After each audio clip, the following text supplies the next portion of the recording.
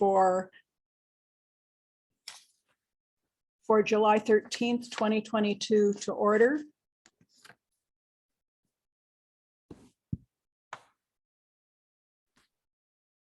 And take the roll for the board members. Dave Kunz. Here. Caroline Miller. Present. Michelle Estrella. Here. And John Carroll. Present. Thank you.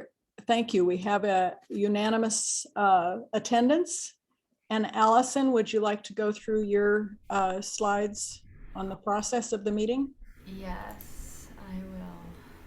Let me share that.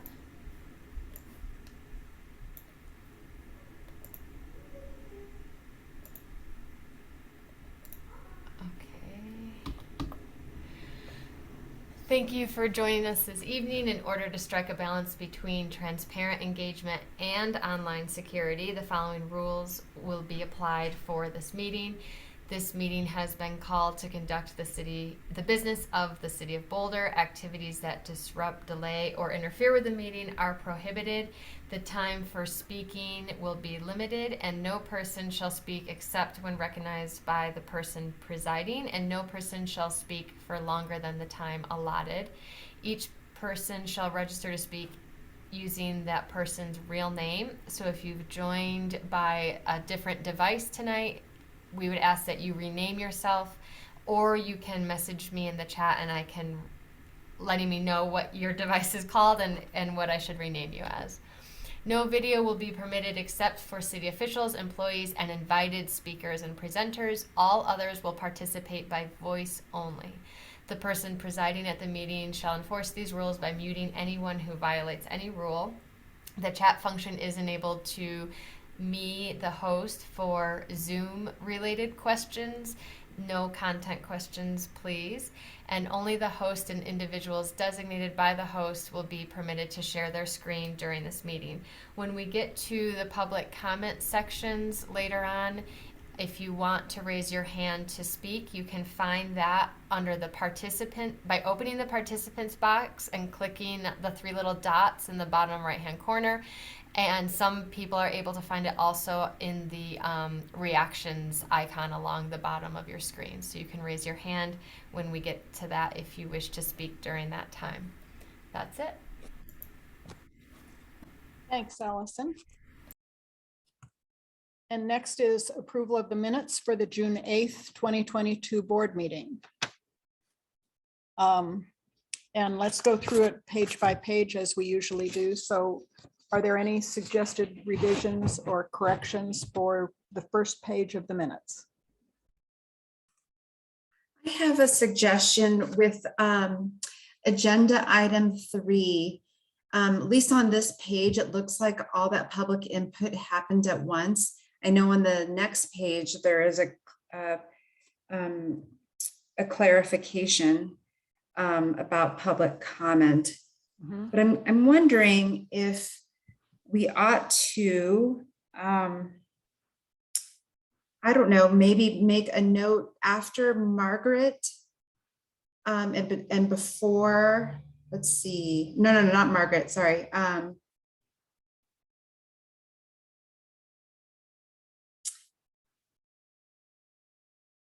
Maybe Steve Jones. Steve Jones, yes. Thank you. 2 up. Between Steve Jones and yeah, it's confusing because it looks like Lynn Siegel spoke twice on the same public comment. She did say the same things, but she actually spoke in 2 different sessions. You know what I mean? And I think the first time was at the beginning of the meeting. So you're right. It's not after Steve Jones. It's after Lynn Siegel. Yeah, so I just wonder if we should footnote that another header saying the public hearing at whatever minute marker that was, and break that up. I think that's a good idea. And it jives with the comment over on page 3 as well. Is that okay with everybody?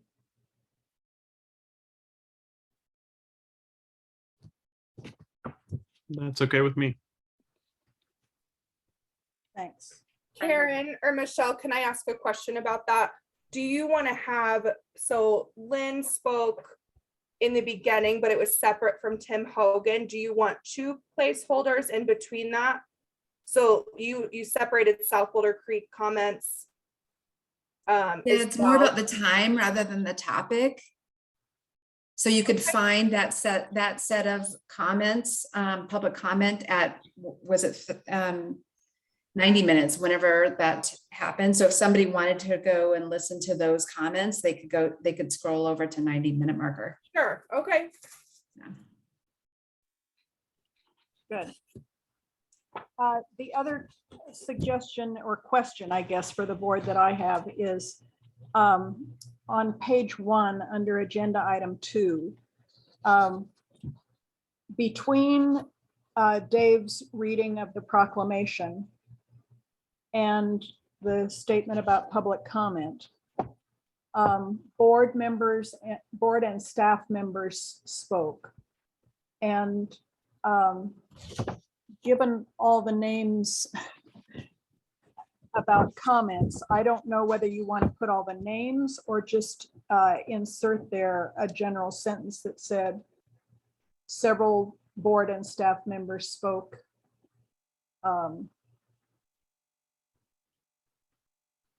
about Tim Hogan's contributions to the department or something. Yeah, I think that's a good suggestion.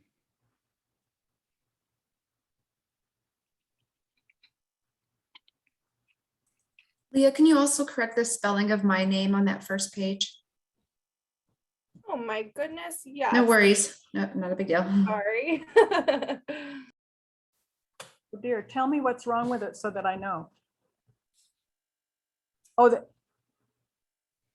Just my name. Yeah, under I had agenda. one L instead of two L's, Karen, underneath the approval of the minutes.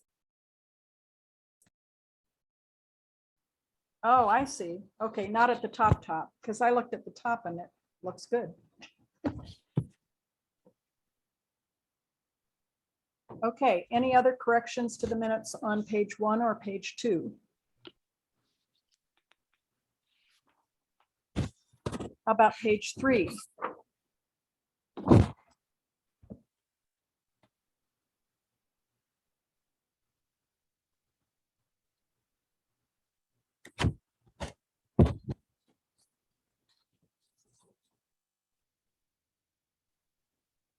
And page 4?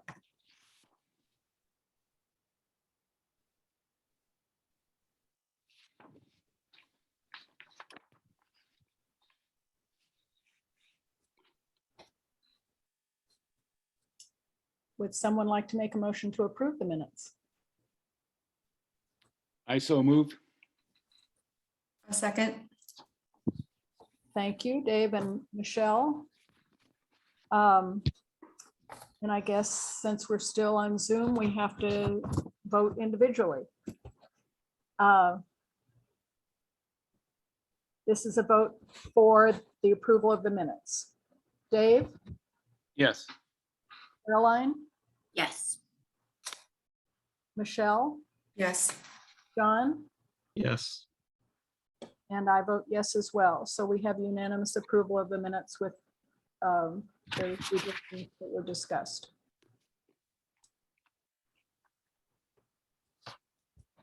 Okay, now we're ready for public comment. Allison, are there people signed up for public comment, first of all? Yep, we have 2 people who signed up in advance. We'll start with Rui Ferreira, and on deck will be Kate Beasley. So give me 1 minute to set the timer.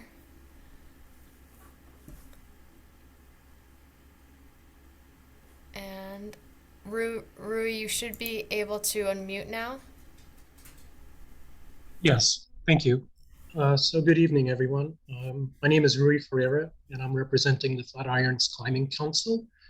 I am here tonight to speak in favor of the Golden Eagle Raptor closure expansion, temporal expansion from February 1st to December 15th as proposed by staff.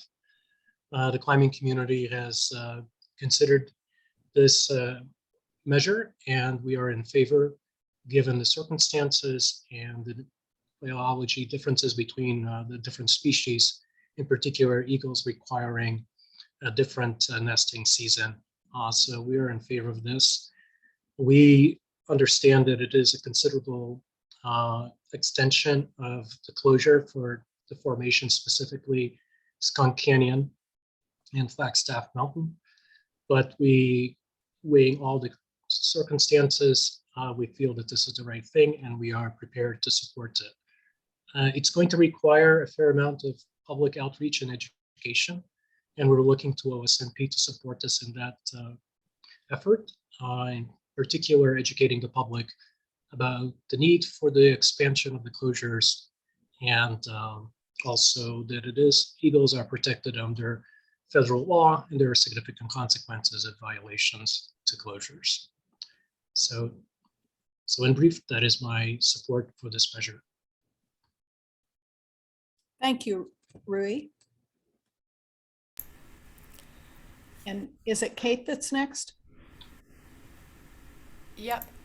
Kate, you should be able to unmute now. Hi, good evening, everyone. I'm also here to speak in support of the extension of the Golden Eagle closures on OSMP lands. I am the executive director of the Boulder climbing community, the BCC.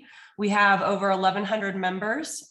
We are the main stewardship organization for the entire Front Range and have existed for over 12 years. We're a stewardship forward group of recreators. We are a climbing organization, but we're also trail runners, skiers, bikers. We are heavy users of OSMP lands. And our mission is to care for climbing areas to the benefit of all. And that's why I'm here tonight, because we include in the all non-climbers, and we put relationships first in our dealings. That includes with land managers. And OSMP is one of our strongest partnerships with land managers.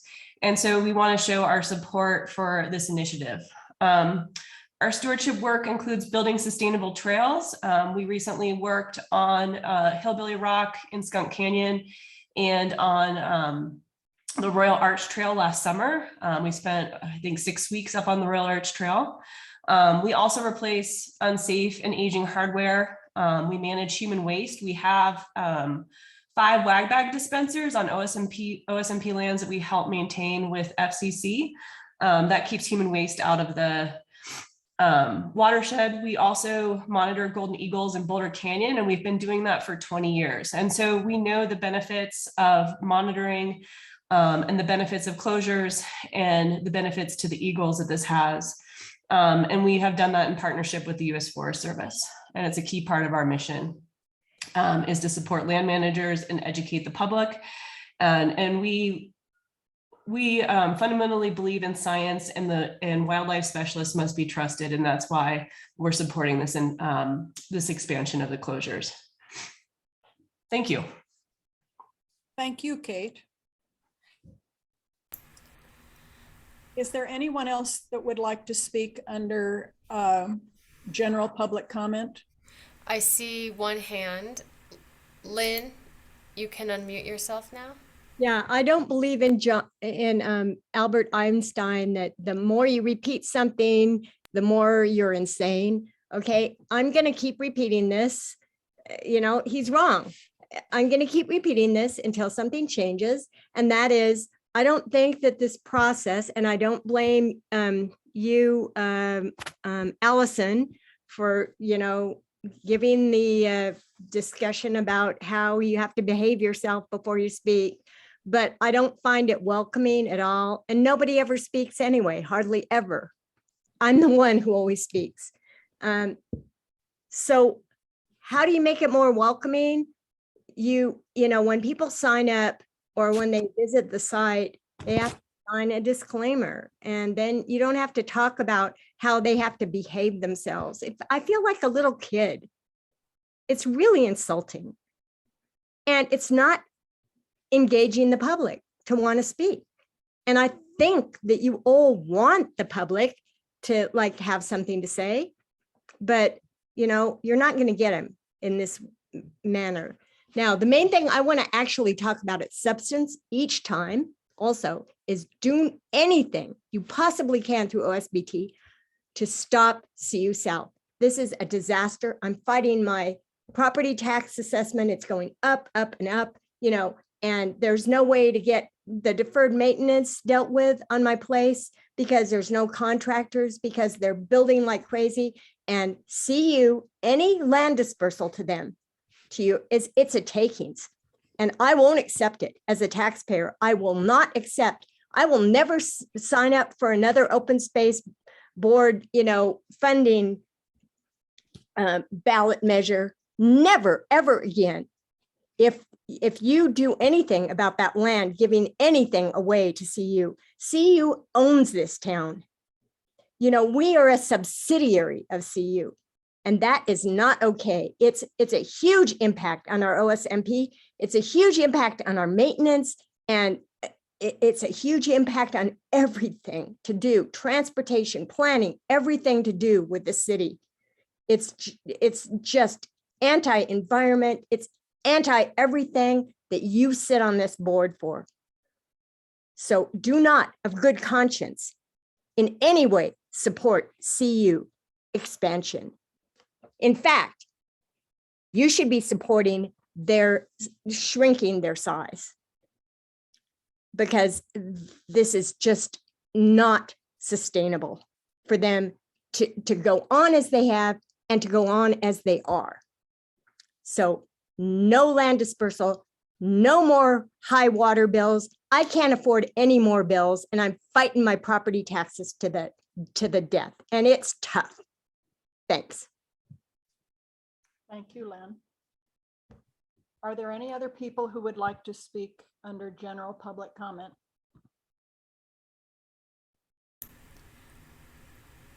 I don't see any other hands. Okay, thanks, Allison.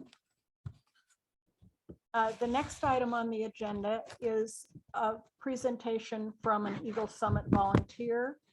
And this goes back to the board's discussions previously on the 2018 Voice and Sight Monitoring Report, which found only 56% compliance with our seasonal leash regulations that require dogs leashed from August 15th to November 1st to avoid disrupting bears while they feed during the critical pre-hibernation period, and to protect dogs and their guardians on the trails. This regulation applies to 5 different trails adjacent to and through important habitat and creek drainages, as the board knows from previous activity on this topic. And the standard for compliance for seasonal bear closures proposed in the 2005 Visitor Management Plan was 90 to 100%. So you can see we're far away from that compliance rate. And given OSMP's adaptive management approach, we need to continue to do the things required to try to improve that compliance rate. And last year, you may remember that staff placed signs with regulatory information in these 5 areas.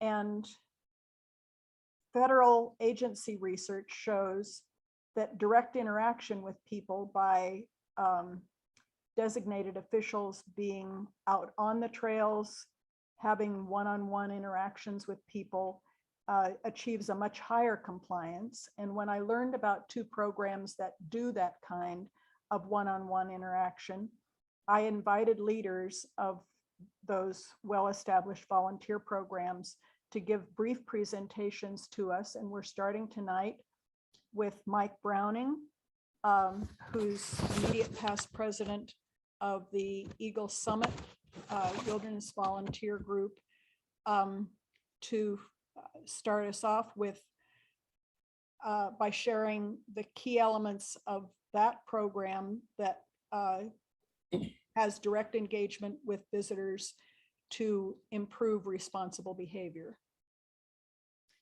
So with that background, and Michelle asked how this got on the agenda.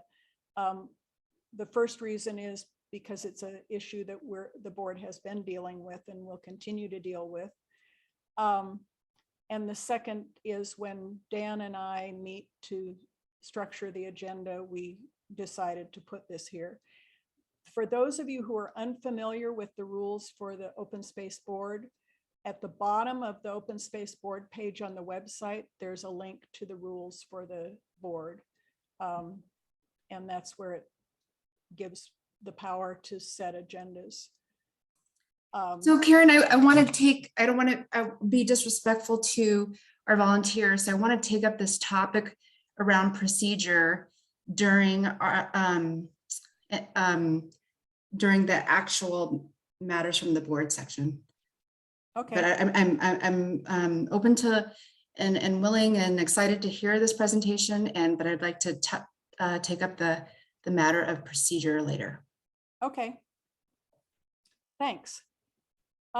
With that, Mike, we're ready to hear your presentation, and I think there are slides, Leah, that you can put up. Great. Great. Well, Mike, can you hear me okay? Yep. Great. My name is Mike Browning. I lived in Boulder in the Shanahan Ridge neighborhood for over 40 years. But more important and relevant for tonight, I'm a board member of the Eagle Summit Wilderness Alliance and served as its chair in both 2020 and 2021. ESWA is a small nonprofit that helps the Forest Service maintain and protect the federal wilderness areas in both Eagle and Summit counties, including the Eagle's Nest and Holy Cross wilderness areas. Unleashed dogs in these wilderness areas are a major environmental and management problem for the Forest Service. Unleashed dogs spook wildlife and cause wildlife to abandon wide areas around both trails and lakes in the wilderness areas. The Forest Service does have regulations and signage in the Eagle's Nest wilderness that all dogs must be on leash, but the Forest Service simply does not have the staff to enforce those regulations. Next slide, please.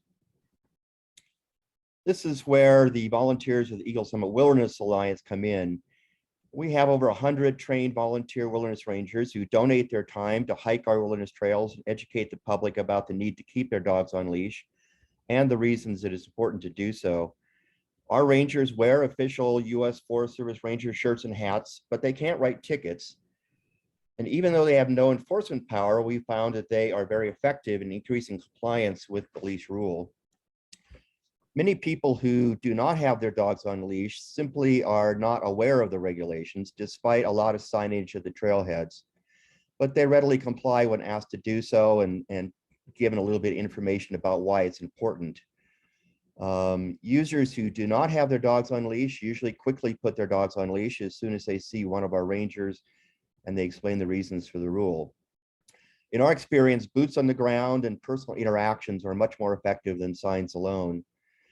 Our rangers are instructed to have friendly and educational discussions with users. They thank the users who do have their dogs on leash. And when dogs are not on leash, our volunteers don't threaten or scold. Rather, they explain the why behind the rule, including the negative impact of off-leash dogs on wildlife. Almost all users we speak with are open to learning about and complying with the leash rule once they become aware of it and the reasons behind it. It's rare that we have any negative encounters, and when we do, our rangers simply wish the dog owner a good day and walk away. We are in the education business, not the enforcement business. And in our experience, the compliance rate when our rangers are present is nearly 100%. Next slide, please. Our volunteer wilderness rangers use what's called the authority of the resource technique. This technique is contrasted with the authority of the agency technique. The authority of the resource technique emphasizes explaining the why behind the rule and the benefits to the resource that compliance with the rule provides, rather than talking about the penalties for violation of the rule. There are 5 steps to the authority of the resource technique that you can see on the slide here. For instance, if one of our rangers sees a dog off leash, she does not say, "Didn't you see the sign that it's against the law to have your dog off leash? There's a $100 fine for it." Rather, after some sort of friendly greeting, she would say something like, "I notice your dog's not on leash. It's important to have your dog on leash to help protect our local wildlife. The wildlife that we all love is already under a lot of stress, given the increased number of users we have. Do you happen to have a leash with you? If not, I can loan you one. Thanks and have a great day. So that's the authority of the resource technique that we found to be very compelling and effective in both educating and enforcing the on-leash rule in wilderness areas. Next slide, please. We also have a trail host program where our rangers sit at tables at trailheads and greet and inform trail users in about the same way. This allows us to catch almost everybody who uses that trail. In 2021, our wilderness rangers did over 400 patrols, covered over 2,700 miles, and counted over 12,000 trail users. Trail hosts encountered another 2,500. We use a simple online sign-up system where rangers sign up to do a patrol on whatever day and trail they want to. That way we know what trails are being covered and on what days. It also makes it very convenient for the rangers. We do the same sort of thing for trailhead hosts. Then after a patrol or hosting, our rangers fill out a simple form about how many dogs they saw on leash, off leash, and any other useful information so that we can keep track of how effective the program is. I believe if the city adopted a similar program, it could attract many volunteers and would have a huge impact on reducing off-leash dogs during the seasonal on-leash times in various parts of the open space system. I'd be happy to answer any questions that any of you may have. Thank you, Mike. We have time on the agenda for Q&A if members of the board have questions, or staff for that matter. Caroline? Yeah, were you able to track, or did you find somehow over time that the people that you were able to interact and speak with were, for lack of a better term, not a repeat offender, that after that they found, you know, like you said, maybe they just didn't notice the signs and they didn't know that it reduced the level of that activity happening in that way? Yeah, we don't probably have any, statistically valid things, but I know that, our organization started in Summit County on the east side of the Eagles Nest Wilderness. And we've been using this technique over there for 5 or 10 years. We've only started using it on the west side of the Eagles Nest in Eagle County for the last 2 or 3 years. And the numbers we show that the compliance in the Eagles Nest Wilderness on the Summit side are over 80%, whereas in the Eagle side, it's 50 or 60%. So where we have used this technique over the years, just the raw data indicated that it has been effective. We haven't been able to track it, person to person, individuals, but the compliance rate is certainly higher where we have used technique over a number of years. Other So questions? Mike, what's the nuts and bolts relationship that your group has with the Forest Service? We're sort of official partners with the Forest Service. We work under a partnership agreement with them. They allow us to use the official and wear the U.S. official Forest Service volunteer uniform. So we have some sort of official looking garment on when we attract people. We go through a training process of learning how to use the authority of the resource and how to encounter the public. And we submit data to the Forest Service. So we're a partner with this Forest Service. They help us train volunteers and they help decide, what trails are the most important for us to go on and track that sort of information. So we act as a partnership role with them and in a support capacity. They only have 3 wilderness rangers for the whole Holy Cross and Eagles Nest Wilderness. So they simply can't get rangers on the ground, and they really appreciate our presence on the ground as ambassadors and showing the flag and reminding people that, there are rules and helping explain to the people what those rules are, so that we're not an enforcement agency, but we're educational arm of the Forest Service in that regard. So does the Forest Service staff do the training? We do our own training now. In early years, they did training. We've sort of learned to do that. They usually show up at our training and make an official presence and, make clear that people realize that we are official with the Forest Service. I would think if the city did something, then you'd put on your own training program that might be half a day or something, and would probably want to give volunteers some sort of official looking volunteer ranger shirt, just so that people on the trail would know that you have some official standing with the city. Great, thanks. Mike, I'm sorry, I'm having a little bit of difficulty with my volume of my computer here. Did you say that you do have seasonal leashing, or is it all the time leashed? In the Eagles Nest Wilderness, it's all the time leash. So it has to be all the time. As I say, there's signage at the trailhead that says that, but a lot of people go right past the trail. They're excited to get out into the wilderness area, so they don't read those trails. So they're not aware that there is a leash rule, regardless of the time of year. So, I think it would be the same situation, maybe even a more relevant situation when the leash laws change on and off, because people get confused about when they have to be on or off. We don't have that problem in a timing standpoint, but there is a lot of confusion about just having to have your dogs on leash at all in the wilderness area. Yeah, I mean, we have that issue here because you could do, and I don't know if this is an exaggeration, but you could do a walk and then it changes like 5 times. Yeah. We start with off leash, then you go to seasonal leash, and then you go to like all the time leashing. It's probably a little bit of an exaggeration, but I think it's hard to, I think people generally want to comply, and the people who want to comply, but don't really understand that even in one hike that it can change multiple times. Yeah, I can certainly understand that. And I think it's maybe another reason to have, an in-person contact and an on-site version, so they can sort of explain why it changes and it has changed. And you can do that in a friendly manner like we do, like, well, gee, I see your dog's not on leash. You might have not seen the sign that needs to be on leash, and this is why this area is different than another area.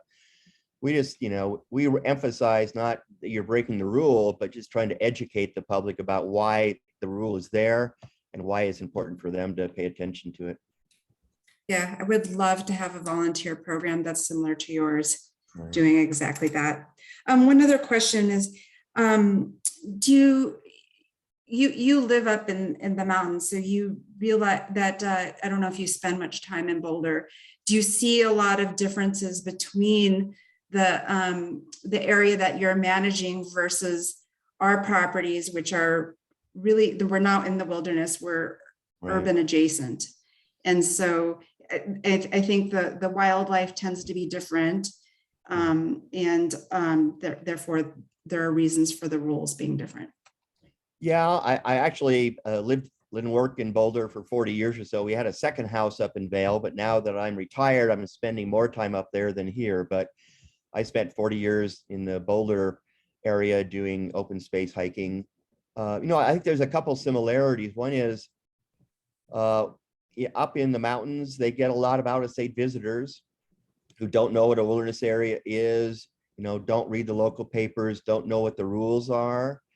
And I think in Boulder, I've encountered the same thing with students who come in, with visitors, with people from other cities in the area that come to the open space we have here in Boulder and aren't as acquainted maybe as the locals with, what some of the rules are. So, having that mix of users between locals and people who aren't locals, I think is similar. In terms of wildlife, I think it's just I find that people don't really understand what their impact is on wildlife or what the danger of encountering wildlife is. And that's true for locals and non-locals. And particularly with respect to bears and protecting their habitat, it's similar to elk and protecting moose habitat up in the wilderness. It's really an educational process of explaining to people that, they live here too. It's their home. We need to cohabitate with them. And sometimes what we do, even though we don't intend to, is harmful for that wildlife that we all would like to see. So I think it's very similar in terms of the educational component, explaining the why behind the rule, not just sort of saying, I'm going to bust your chops if you don't put your dog on a leash. Thanks, Mike. John, before we end this segment, do you have a question that you haven't asked yet? No, thank you for the presentation. That was very educational. Thanks. And I'll just add, we've been really surprised how many people really want to be rangers up in the wilderness areas in Vail and Colorado. And my personal experience, having lived in Boulder for 40 years, I would love to do that here too. And I think there are a lot of people who would I'd love to do that and would volunteer their time to do it. So hopefully I would encourage you to try to put that sort of program in place, because I think you'd have a lot of citizen support. Thanks a lot, Mike. You bet. Thank you for your service. And next on our agenda is Dan's going to introduce the next item for. Yeah. Thanks, Karen. Yeah, we're transitioning now into a public hearing item, which is a request that the Open Space Board of Trustees recommend that Boulder City Council approve the acquisition of approximately 1.15 acres of land and a second parcel of 0.38 acres that is currently owned by Boulder County.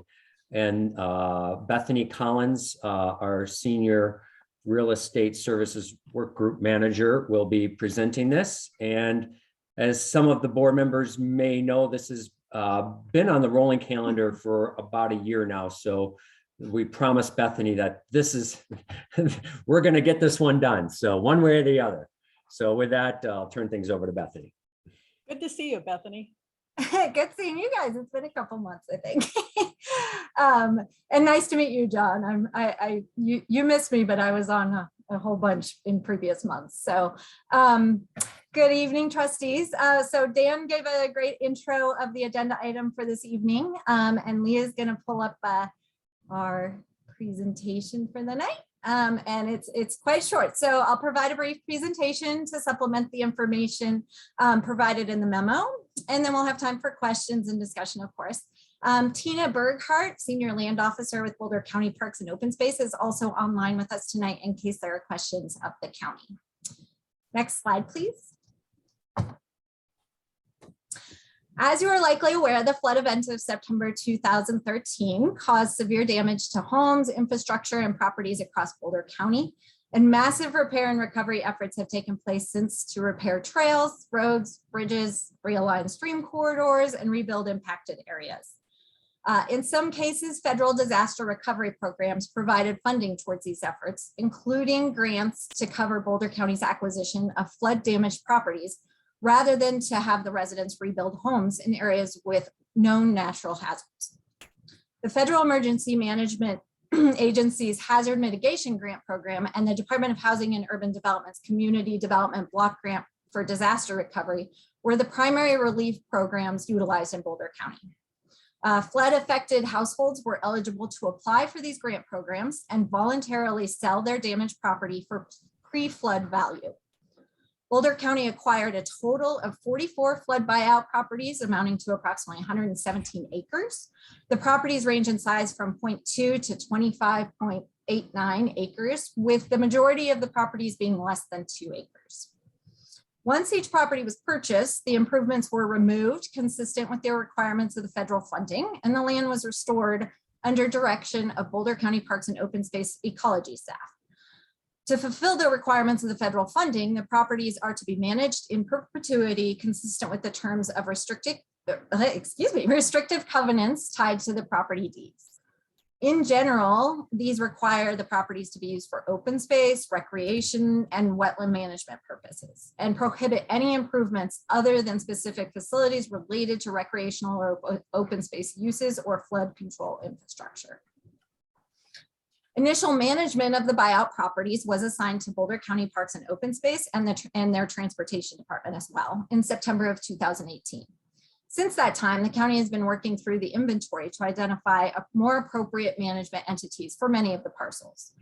For example, many were within the Lions planning area, and Boulder County is working with the community on the proposed transfer of these properties. If not transferred to the identified manager, the parcels can be made available to private parties who would have to manage them under the same restrictive covenants. Tonight, you are considering city acquisition of 2 parcels that are adjacent to the city-owned open space and have been identified as appropriate for OSMP management. If approved, these would be transferred at no cost to the city other than certain transaction and due diligence costs. Next slide, please, Leah. The first of these is the Chambers property located at 809 Lee Hill Road. The property is approximately 1.15 acres and surrounded by OSMP managed lands and includes a short segment of 4 Mile Canyon Creek. It's adjacent to Boulder city limits and is almost entirely within the 4 Mile Canyon Creek floodway and 100-year floodplain. It's also very highly visible from Lee Hill Drive and OSMP's Old Kiln Spur Trail. Next slide, please. The site previously included a residence and garage, which sustained significant damage in the 2013 flood from both creek flooding and hillside debris flow, as seen in this aerial photo. Due to the property's location in these natural hazard areas, including the floodway and floodplain, the landowners were eligible for federal funding and sold the property to Boulder County. Next slide, please. In 2017, the county performed demolition of the improvements, including the access culvert, as well as revegetation of the site. The property now provides scenic and habitat continuity to the surrounding open space. Next slide, please. The Meyer property is located at 40511 Boulder Canyon Drive and is bordered by the U.S. Patent Green Mountain open space property. It's about 0.38 acres and is visible from Boulder Canyon Drive and the Boulder Canyon bike path. And due to its slope topography, it has been identified as flash flood prone and susceptible to debris flow. Next slide, please, Leah.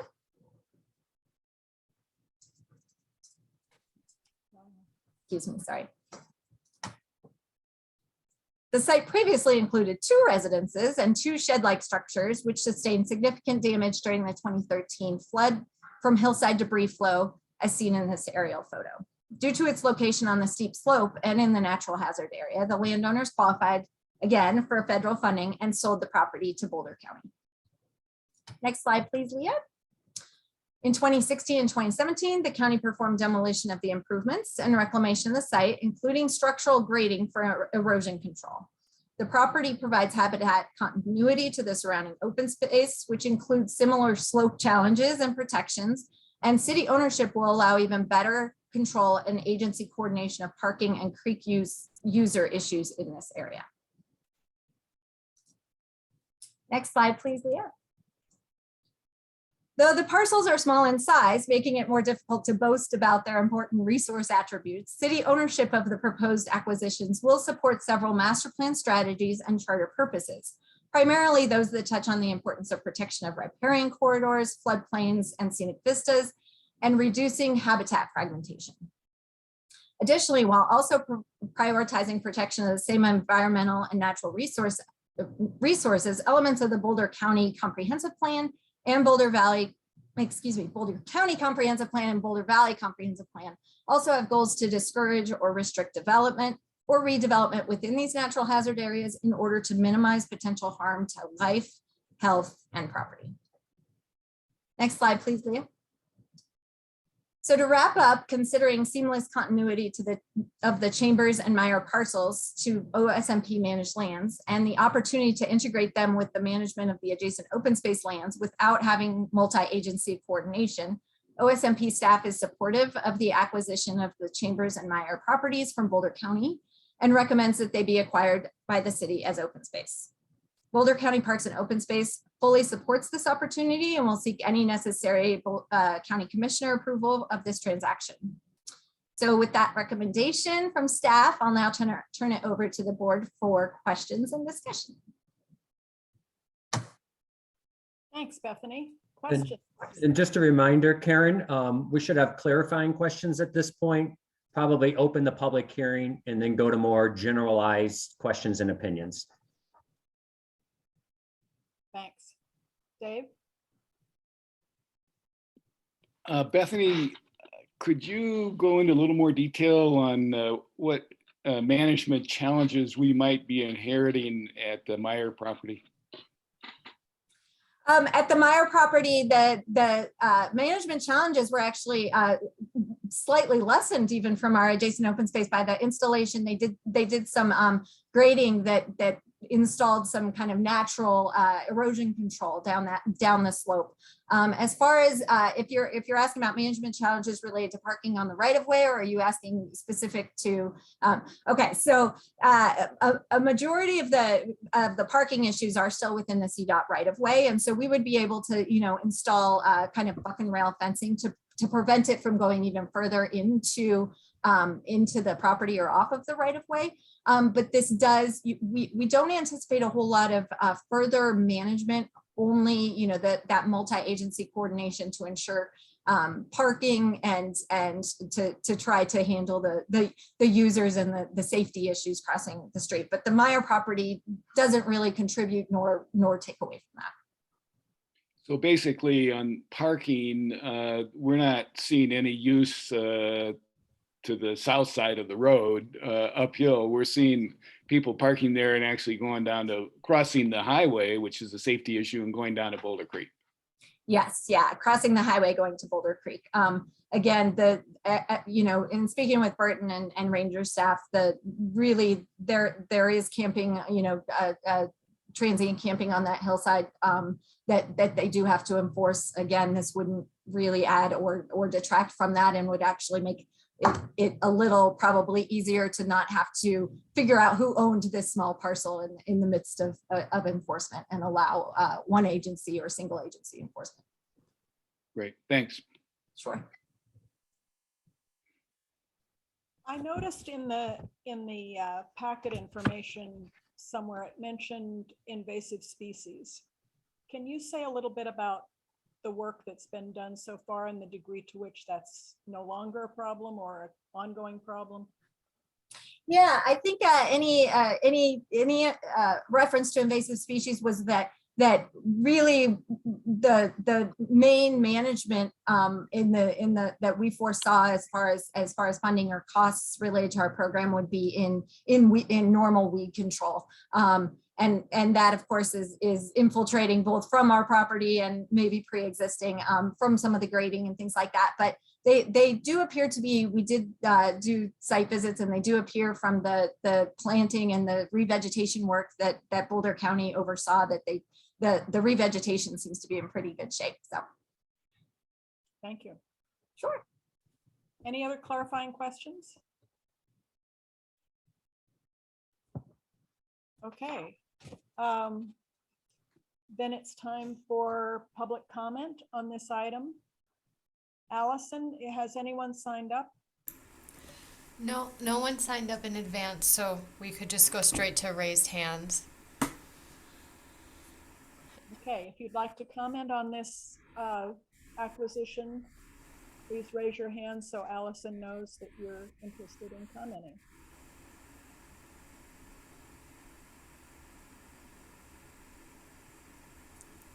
Okay, Lynn, you can unmute now. Oh, I guess I'm it, once again, like I said.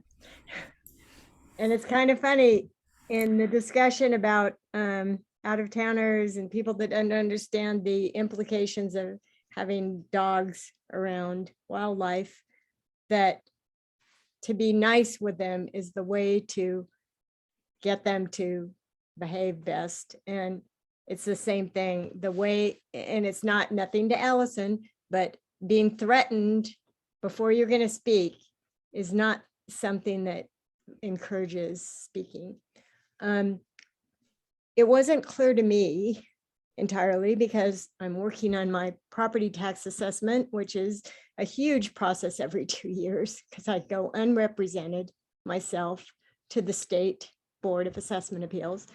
And it's a lot of work, and I'm tasking between the Open Space Board of Trustees meeting and that. And I thought I understood, I heard that we had already purchased these 2 properties that had flood damages. But in any case, I would say that if there are more implications of us purchasing open space that we have no means to maintain, we shouldn't be doing that. And we shouldn't be taking in the liability. And we definitely shouldn't be doing that if we're growing, if we continue growing the way we are in Boulder. CU will have a huge impact on that. Lots of more out-of-towners, and lots more open space needed to accommodate them. And I don't want our purchasing of open space and my tax dollars spent on open space to kind of, build the road for them to come, if you catch my drift. So it's kind of with a caveat that I say, go ahead and purchase this stuff. And that is, if you're going to do something to stop this outrageous growth and expansion in Boulder. And as you know, maintenance dollars and staffers and labor is high and is in higher demand than it's ever been after the Marshall Fire and after the pandemic. And we can't just go on as if we're the, global hegemon in the United States, that we can just grow every little town. And this is a little town. And it needs to be shrunken. So go ahead and buy this if you want to do something to cap enrollment at CU. Then. Thank you, Lynn. Is there anybody else who'd like to raise their hand and comment on this acquisition?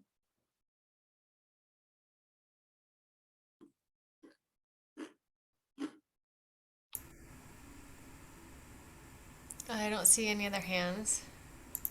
Okay, thank you, Allison. So we'll go back to the board. Bethany, my understanding is that the FEMA and HUD funds have paid for these properties. And so the acquisition is at no cost to the city, except, as you said, for transfer costs, right?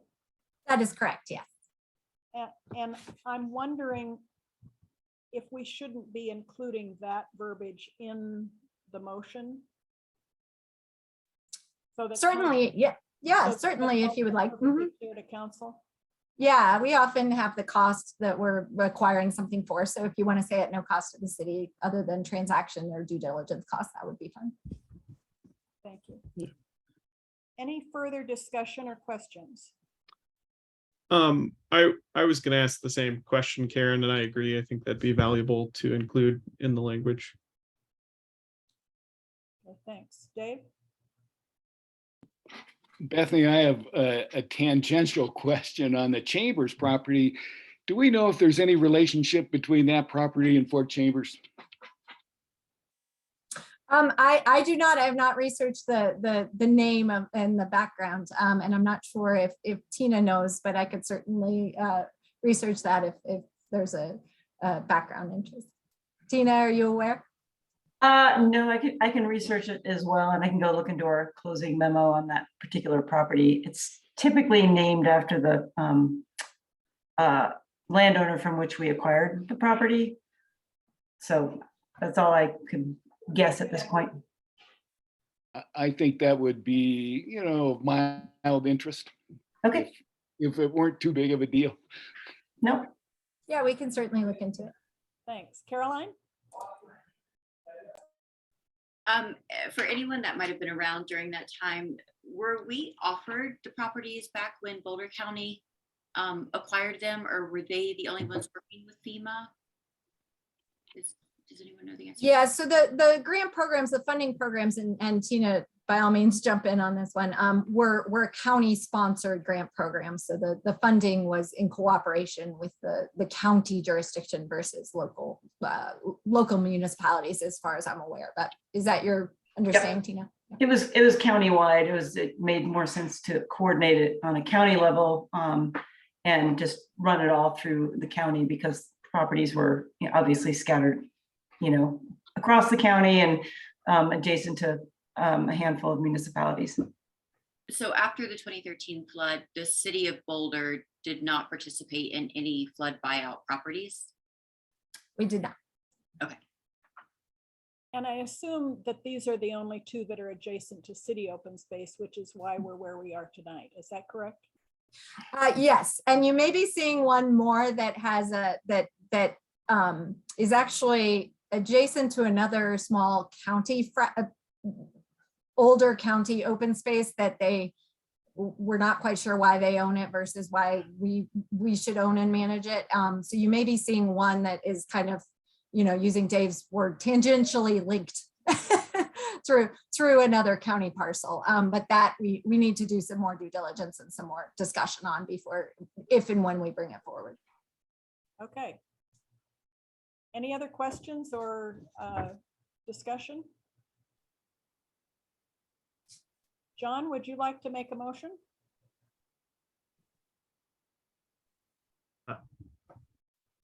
Yes, I will motion that the Open Space Board of Trustees recommend that Boulder City Council approve the acquisition of approximately 1.15 acres of land located at 809 Lee Hill Road and approximately 0.3 acres of land located at 40511 Boulder Canyon Drive from Boulder County for open space purposes.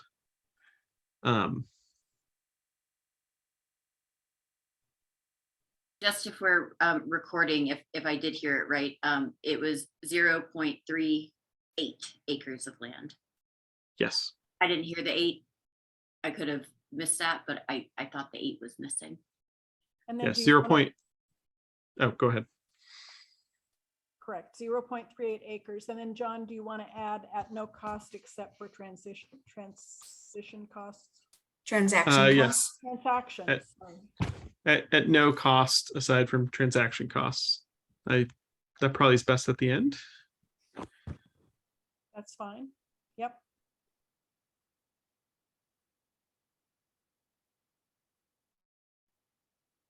Except for transaction costs. At no cost except for certain, yes. Could we say at no cost to the city except for transaction costs? Good. Perfect. Is there a second? I'll second.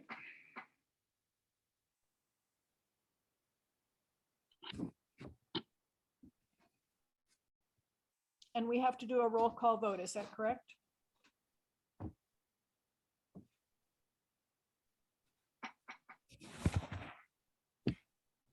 I'm assuming that. Yeah. I Yes. believe correct, so. please. Okay, thanks, Lee. Dave, Yes, approve. Caroline, Yes. Michelle, Yes. John, Yes. and I vote yes as well, which makes it unanimous, a unanimous recommendation to City Council. Thank you, Bethany.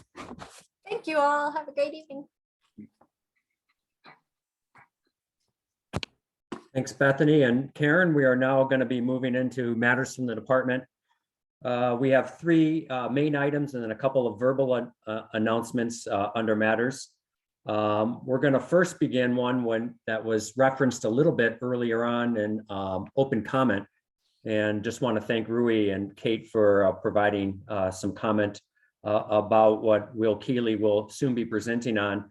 But just on a higher level, no matter the subject, I think this is just another example of really the great and successful relationships and collaborations that we've had with the climbing community, FCC, BCC, over the years on a number of different subjects in order to ensure for ecological integrity and great habitat, as well as obviously maintaining some wonderful recreation access that is very important to members of our community.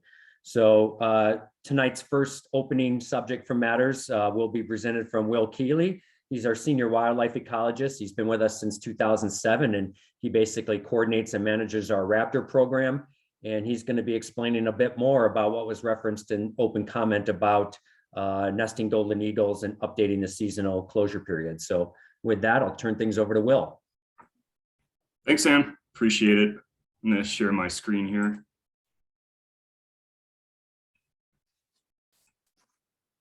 Okay, everybody see the title page?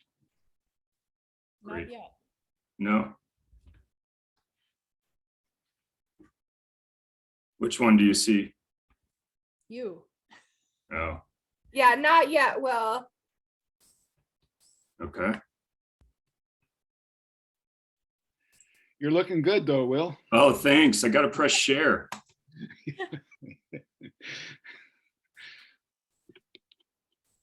It says screen sharing has failed to start. Please try again later. There we go. There you go. Looks good. Okay, let me try to do this, the slide deck then. Yeah, just got to get it in presentation mode and you should be set. Okay, so are you seeing presentation mode or are you seeing We the still actual? see your notes. Yeah, we Okay. see notes and it's divided up. Okay, give me one more chance here.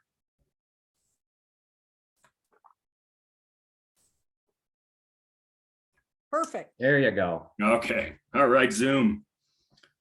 Well, thanks, Dan. Thanks for the introduction. We've been talking about this update both internally and with the climbing community for many years now. So I'm really excited to finally bring this information, this update item for you. This photo is a picture of the pair of golden eagles on the Flagstaff perch. Their favorite perch is just above the Boulder Star, believe it or not, with all the activity that the star used to have there, and just east of the Flagstaff nest. So I just wanted to put a little context to the nice eagle picture. I think actually taken about Ranger Rick Hatfield a while ago, but you can see the, let me turn my laser on. You can see the golden nape on the neck, on the back of the neck. That is the diagnostic for the golden eagle, just in case not a lot of folks have seen them before.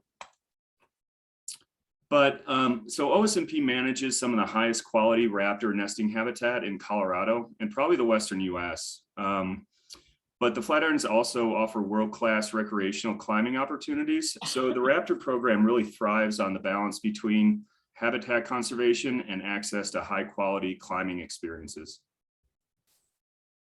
So just an overview there and just a little bit about golden eagles. So they're protected from human disturbance by the Federal Bald and Golden Eagle Protection Act of 1940.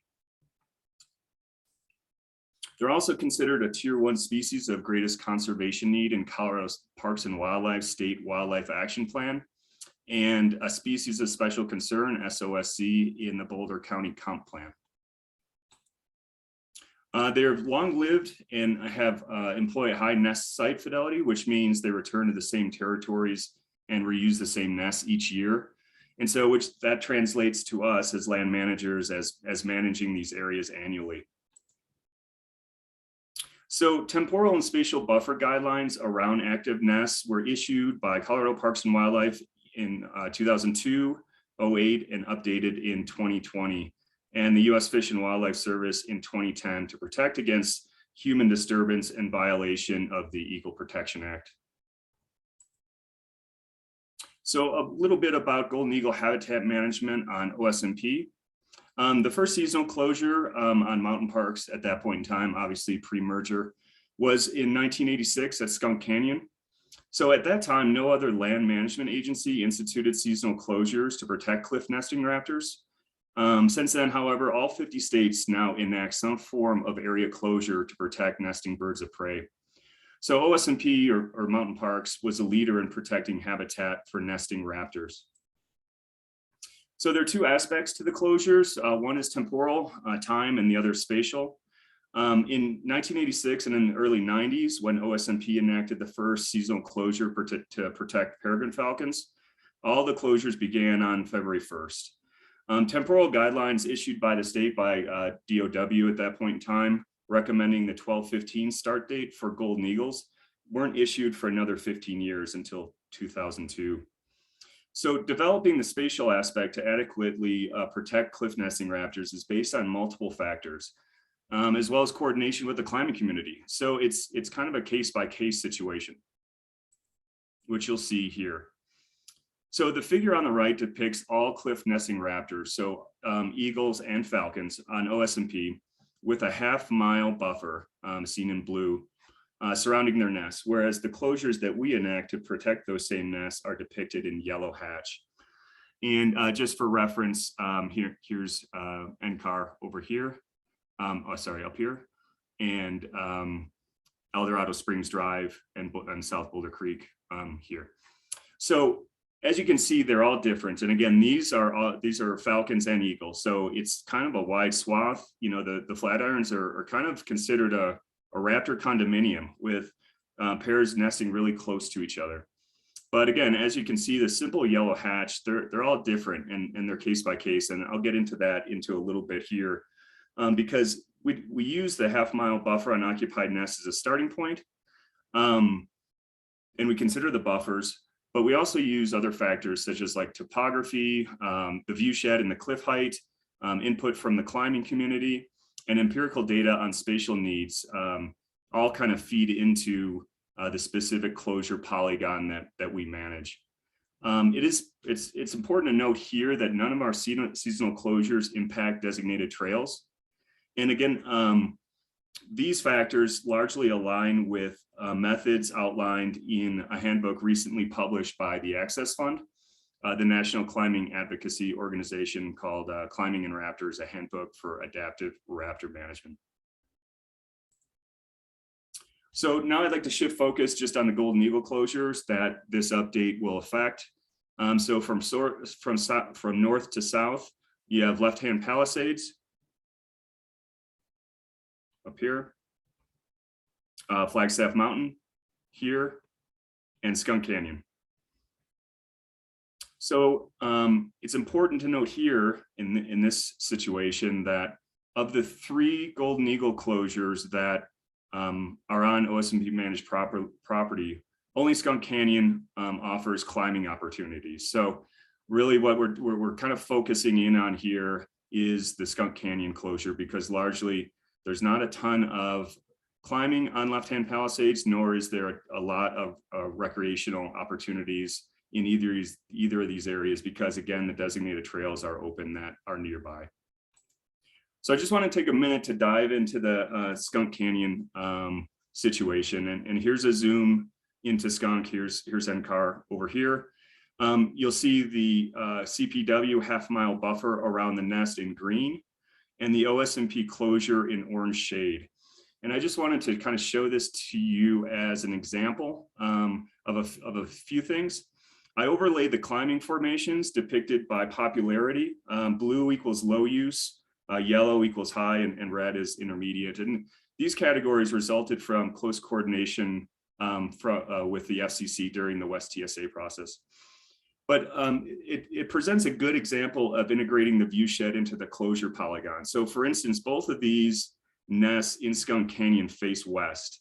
And so using kind of the view shed analysis, you're looking at kind of what the eagle sees here, the sacred cliffs up here, which the eagles really like to perch on to look down on their nest.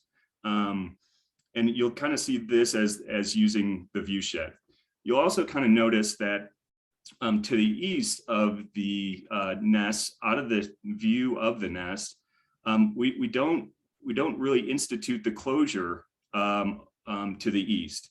And so that allows popular climbing areas like Hillbilly Rock right here, Ridge 1 right here, Front Porch, a lot of Dinosaur Mountain down here to not be within the closure polygon. Here's Royal Arch right here. So you can kind of see how we case by case and form fit these closure areas. And you know, obviously this is an attempt to balance access with habitat conservation. I think this program is one of the kind of gold standard ones where we work closely with the climbing community to achieve both goals. So here's a table that was included in the memo, but I did want to take a minute to go over it. These are the 3 golden eagles nest sites and the number of the years that were occupied from 2010 through 2021. So all 3 sites were occupied by a golden eagle pair, all 12 years. But you'll see here that the Skunk Canyon only had 6 nesting attempts by the pair, as opposed to 11 from Flagstaff and left-hand Palisades. Now, when the eagles did nest, they had high nesting success and really good fledgling per nesting attempt. But it's kind of this number that's a little head scratching, a little discouraging. And so, you know, this number may or may not be the result of disturbance caused by human access early in the nesting season. You know, several other factors besides disturbance can impact golden eagle nesting behavior, such as inclement weather, prey abundance, and other factors outside of our management purview. But you know, human access is one thing that we can manage. So the reasons for updating the seasonal closure start time are threefold. In recent years, territorial occupancy by golden eagles has been observed at Skunk Canyon and Flagstaff in December and January by OSMP wildlife staff and volunteers, supporting guidance from CPW and Fish and Wildlife Service that earlier closures are necessary to effectively protect nesting eagles. Also, aligning OSMP start dates with state and federal guidelines for golden eagle habitat protection will facilitate consultations with state and federal agencies. For instance, we consult with Colorado Parks and Wildlife and U.S. Fish and Wildlife Service when new human activities occur within a half mile of an occupied golden eagle nest from 12/15 through July to ensure that golden eagle habitat protection measures are adequate. So as an example, when Excel replaced the Bear Canyon transmission line, our February 1st start date was not valid for that consultation. We had to consult with the 12/15 start date with the feds. So we are also working closely with our partners at Boulder County Parks and Open Space as they use this date and their data supports this, as well as El Dorado Canyon State Park and Fort Collins Natural Area to protect golden eagle habitat along the Front Range. And finally, the climate is changing with warmer and drier winters than when closures were first implemented in 1986. These conditions may lead to increased activity and accessibility to more climbing routes between 12/15 and February 1st, and thus increasing disturbance potentially early in the nesting season during territory occupancy and other sensitive stages in the nesting cycle, like nest site selection. So the update on golden eagle habitat management. So beginning annually in 2022, OSMP will implement seasonal closures at the 3 golden eagle nest sites beginning on December 15th. So, you know, we realize that that this may negatively impact access to Skunk Canyon for recreationists, but mainly climbers. But we highly value the strong collaboration between OSMP and the climbing community. We met with leaders of the climbing community, including the Flatirons Climbing Council and the Boulder climbing community, to share background and our reasoning and answer questions. And we're happy to report that we gained their support for this management action, which you heard earlier in public input. So thank you for that. So I wanted to take a minute here. OSMP and the local climb community have successfully collaborated on raptor habitat conservation and continued access to climbing areas for over 35 years. And I'd like to just take a minute to highlight some of the collaborations. So we recently renewed the MOU with Flatirons Climbing Council, which manages the process of approving new bolted route development on OSMP.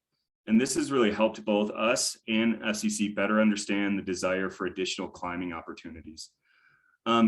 Here you'll see the additions of new routes, some of which are on new formations in the most recent MOU. So the formation known as Stonehenge as 2 new approved routes, etc. So it's about 6 or 7 kind of new-ish areas. A group of OSMP staff also receive up to 9 applications annually throughout the year. And these have already been approved by the FCC board. And we subsequently decide whether to approve the route, deny it, or approve it with conditions. And in keeping with the theme of close collaboration, because usually that's been well vetted through FCC board, we have rarely denied an application. I think we've only denied 2 in the past 10 years and have approved 75.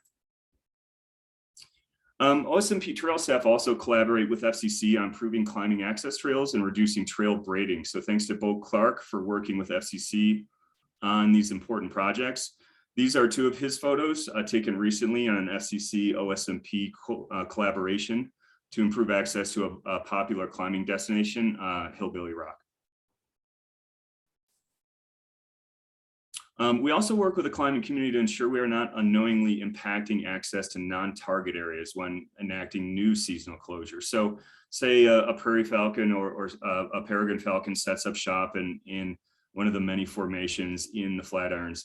We work internally to develop the closure polygon, agree on it internally, and then we've, well, Rick has, and now Lisa G or Dan Hammond will take his place to visit with the climbing community to make sure that we're not cutting off any paths to non-target rock formations or otherwise, unknowingly impacting access to areas that are okay to be open.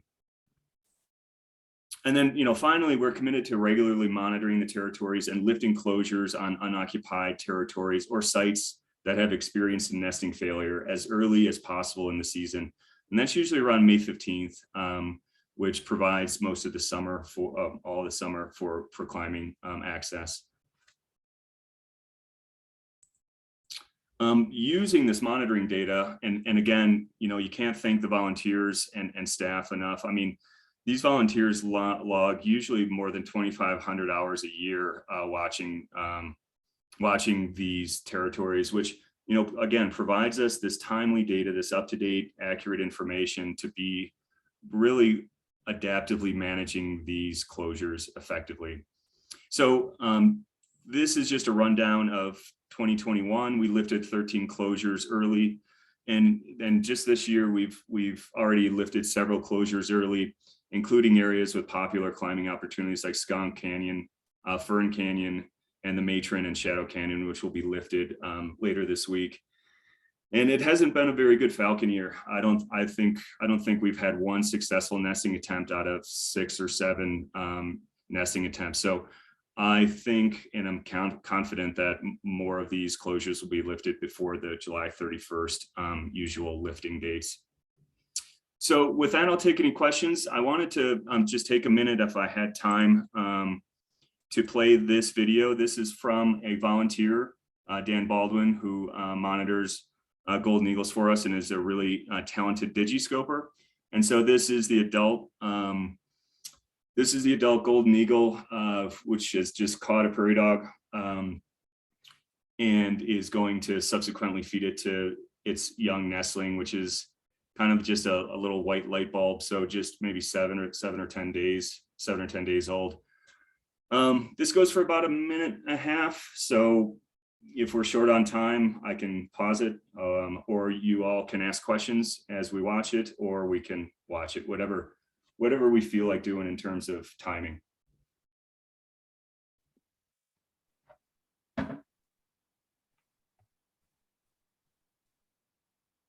I'm enjoying watching it. I've got a minute.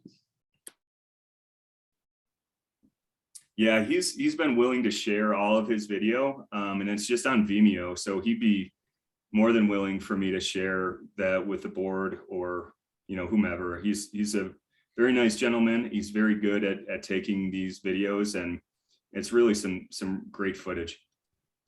When and where was this taken? This is earlier this year at Left Hand Palisades. Left hand. And he hooks the camera up to a scope?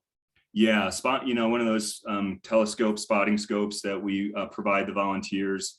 There's a piece of equipment that you can attach to the eyepiece and then attach either a camera or now an iPhone to kind of hold it still enough where you're not kind of shaking. So it's just it's the wind right now that's kind of shaking the scope, but otherwise it's quite still.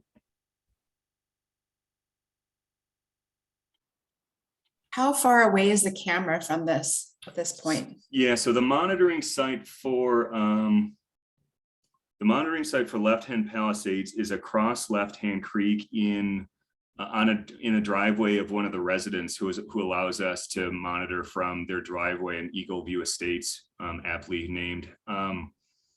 So it probably is 400 meters, a quarter of a mile.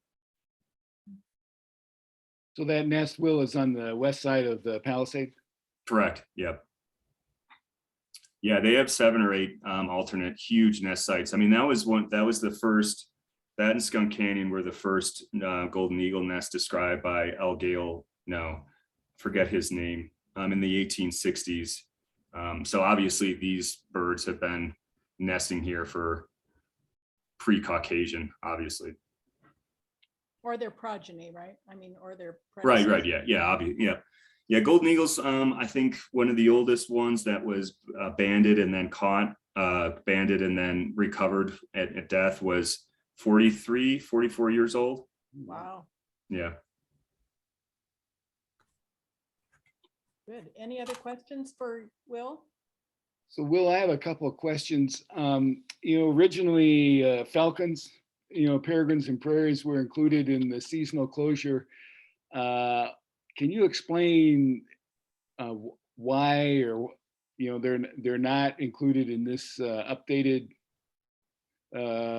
closure extension, or what the situation is with them? Yeah, Dave, we just using our monitoring data, we feel like they're adequately protected with the February 1st through July 31st timeframe. And so it was just on this golden eagle start date that we have been seeing golden eagles, especially at Skunk and Flagstaff, start to set up shop earlier than the February 1st provides them protection for. So nothing's changing in terms of the protection for the prairie falcons and the peregrines. It was just this golden eagle seasonal closure that needed an update. And I had a question going back to your observation on the Skunk Canyon, nesting attempts. So we've been monitoring these sites for 30 or so plus years.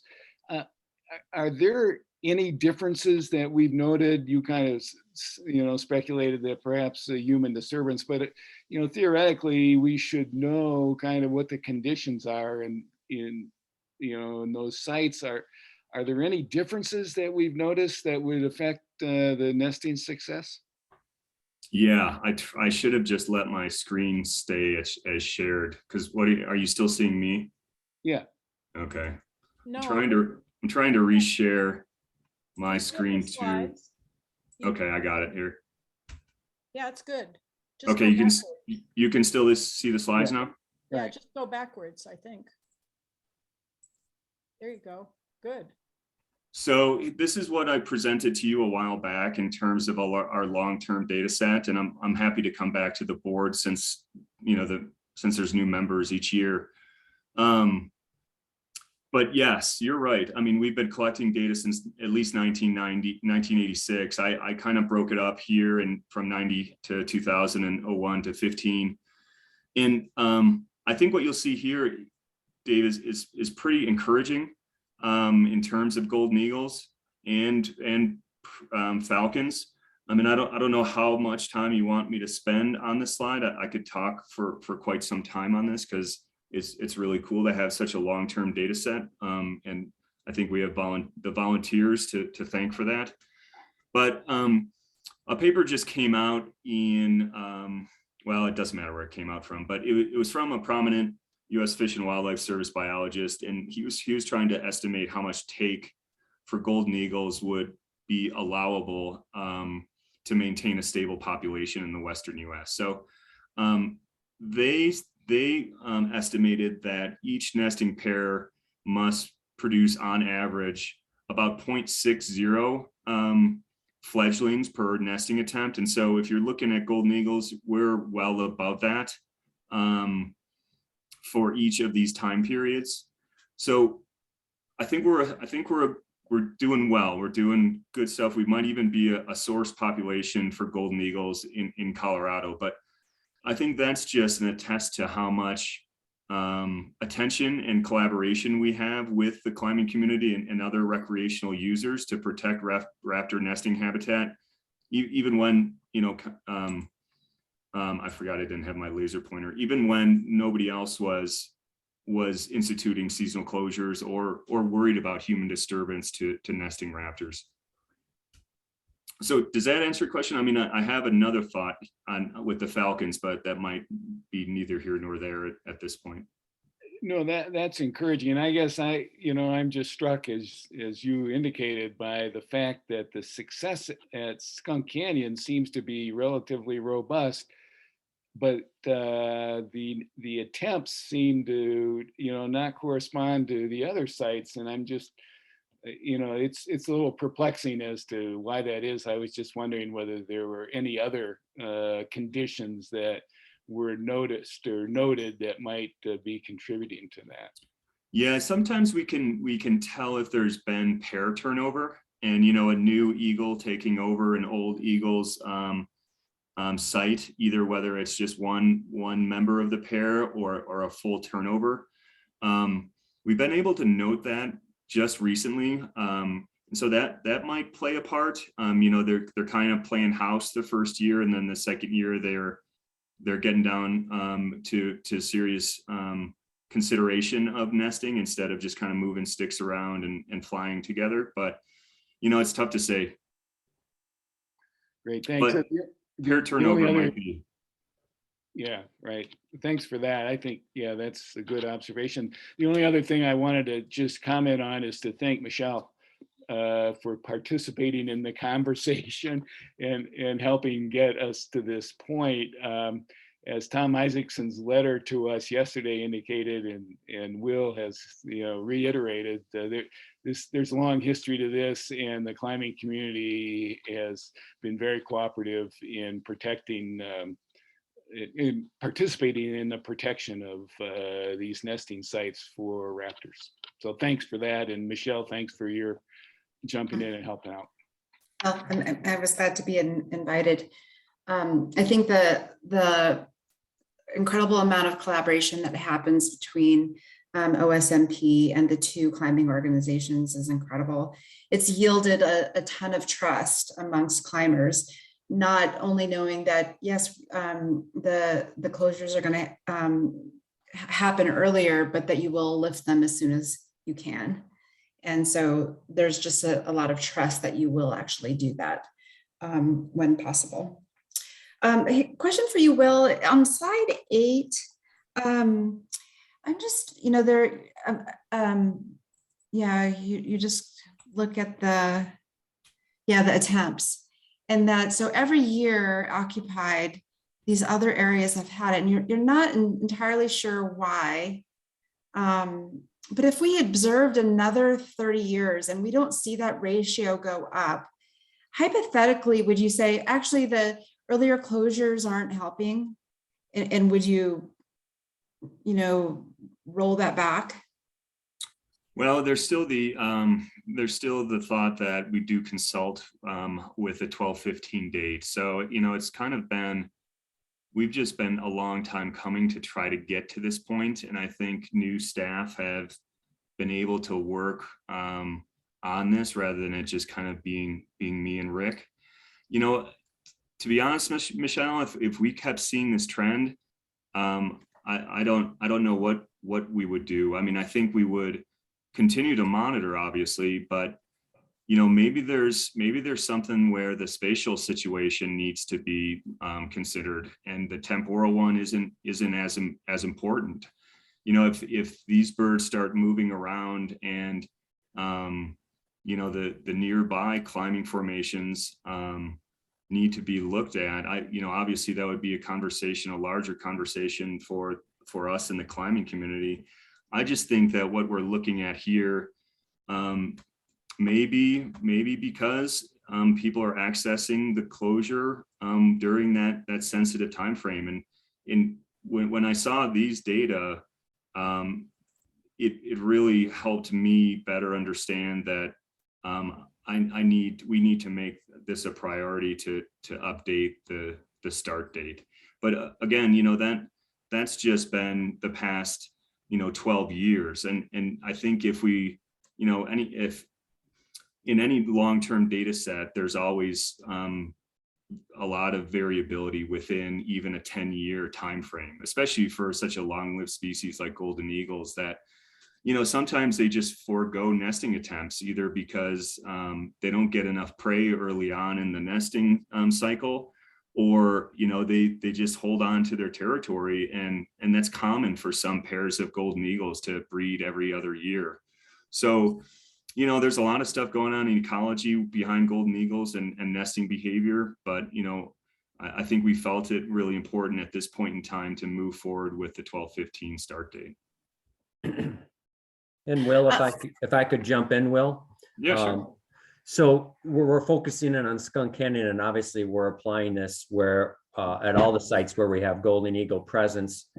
And I believe that it's so we're hoping that 6 goes up based on that. That would be great. But the other reasons is just from a climate change perspective, we are seeing nesting behavior well ahead of that 2-1 in all habitat areas of golden eagles. And so while we're focusing in on Skunk Canyon here from that data point, because it is an interesting number there, it's also an overall preventative measure because of the behaviors we're seeing earlier on. Is that correct? Yeah, that's accurate. Bill, could you go back to the image of the territory in Skunk Canyon with the dots on it? Yep, that's the one. Talk a little bit about which climbing places are closed when there's a closure. Okay, yeah, sure. So this is the Skunk Canyon closure. This begins what we call Ridge 2, R2, and this is what we call the Achean pronouncement here. And so the closure begins with those 2 formations and heads west. This is the Sacred Cliffs here with multiple climbing opportunities here that the birds perch on because they're higher than the nest, and that's their favored perch spot. So those are kind of the more popular formations that are closed due to the closure. Is that what you're asking, Karen? Yes, and on the west side there where you just had your cursor, are all of those red dots closed or just some of them? You can see where the orange shade intersects the red dots. And so these red dots are open to the public, usually accessible from the west, from Green Bear. Okay. But yes, all of these ones. Everything that's in an orange shaded area. That's correct. Sorry. Yeah, it could have been more. That's lots of climbing routes. Yeah, you know what happened was when the climbing community and staff did this for the West TSA, they were I guess overly not overly, but these are also boulders. They're not just climbing formations. So this is a little misleading on actual rock formations that are, you know, climbable. So a lot of these are just boulders that were named because we were being exhaustive at that time for the West TSA. Got it. And Bill, you said that the yellow was the highest. Yeah, let me make sure I'm correct. Yes, yellow is the high use, blue is the low, and red is moderate, as categorized by the FCC in 2010 during the West TSA. And since the yellow is kind of in one area, will you do anything in particular for those high use, or what you're proposing is fine for any use? Sorry, Caroline, I'm not understanding. I guess because all of the yellow, like the high use, is in the same spot on the map. I didn't know if, I understand that the circle, the entire area is going to be closed off to the site, but if because of the high use, there was something different in that particular spot that was going to be done, or no, you know, to just be the closure in that site. Oh, okay. So yeah, sorry. So this is the half-mile buffer that CPW recommends. We are not moving forward with using this as the closure polygon. We're keeping this current closure polygon the same, not changing it. So all of these climbs on Dinosaur Mountain outside of Skunk Canyon will remain open. Okay, so just the dates. Correct. Okay. Sorry to not be clear on that. No, I think you were, and I just needed to double check for myself. No, thank you for clarifying that. That's a huge deal. I mean, if you look at the half-mile buffer, you have Royal Arch, you have half of the Mesa Trail, you know, none of this needs to be managed just because the eagles are nesting on these cliffs and facing west at a much higher height than any of these areas. Thanks for clarifying that. Sorry, I wasn't more clear. And do you know where the hunting area, where the grocery store is for all these eagles? All of these eagles are eating prairie dogs, so they are beelining it to kind of Marshall Road and Cherryvale, that area. Damjanovich, if you know that property. But yeah, all of the prairie dog colonies along Marshall Road, you'll see what I think are the Skunk Canyon eagles kind of perched on that radio tower hunting prairie dogs. We don't have a ton of rabbits here anymore, and you know, obviously with the decline of the jackrabbit and maybe even extirpation, they don't really hunt much, but prairie dogs. We got a lot in our neighborhood, but a lot of people and dogs too, which I'm sure the eagles don't want. Right. So they go a long way for their food. They do, yeah. They usually when they capture it, they eviscerate it. They take the guts out so they don't have to carry all that weight, all that bad weight. So it's pretty interesting to watch them forage. And I gather that you don't anticipate any other shifts in dates except for this shift that you're proposing for golden eagles. Correct. Yeah, we don't anticipate any updates on dates. You know, if some were to come down the pike, we would seriously consider why we would need to shift it. So. Great. Any other questions from anybody? I do have another question. It seems like that some of the success around the closures have a lot to do with communication. And I wonder, I know that the climbing organizations do a fair amount of education about the closure dates. And maybe that's some of the differences with dogs, but this go around and communicating the December date, what is the city planning on doing versus relying on the FCC and BCC? Is there a communication plan yet? You know, I will commit certainly to present this type of information to any sort of joint session of BCC or FCC.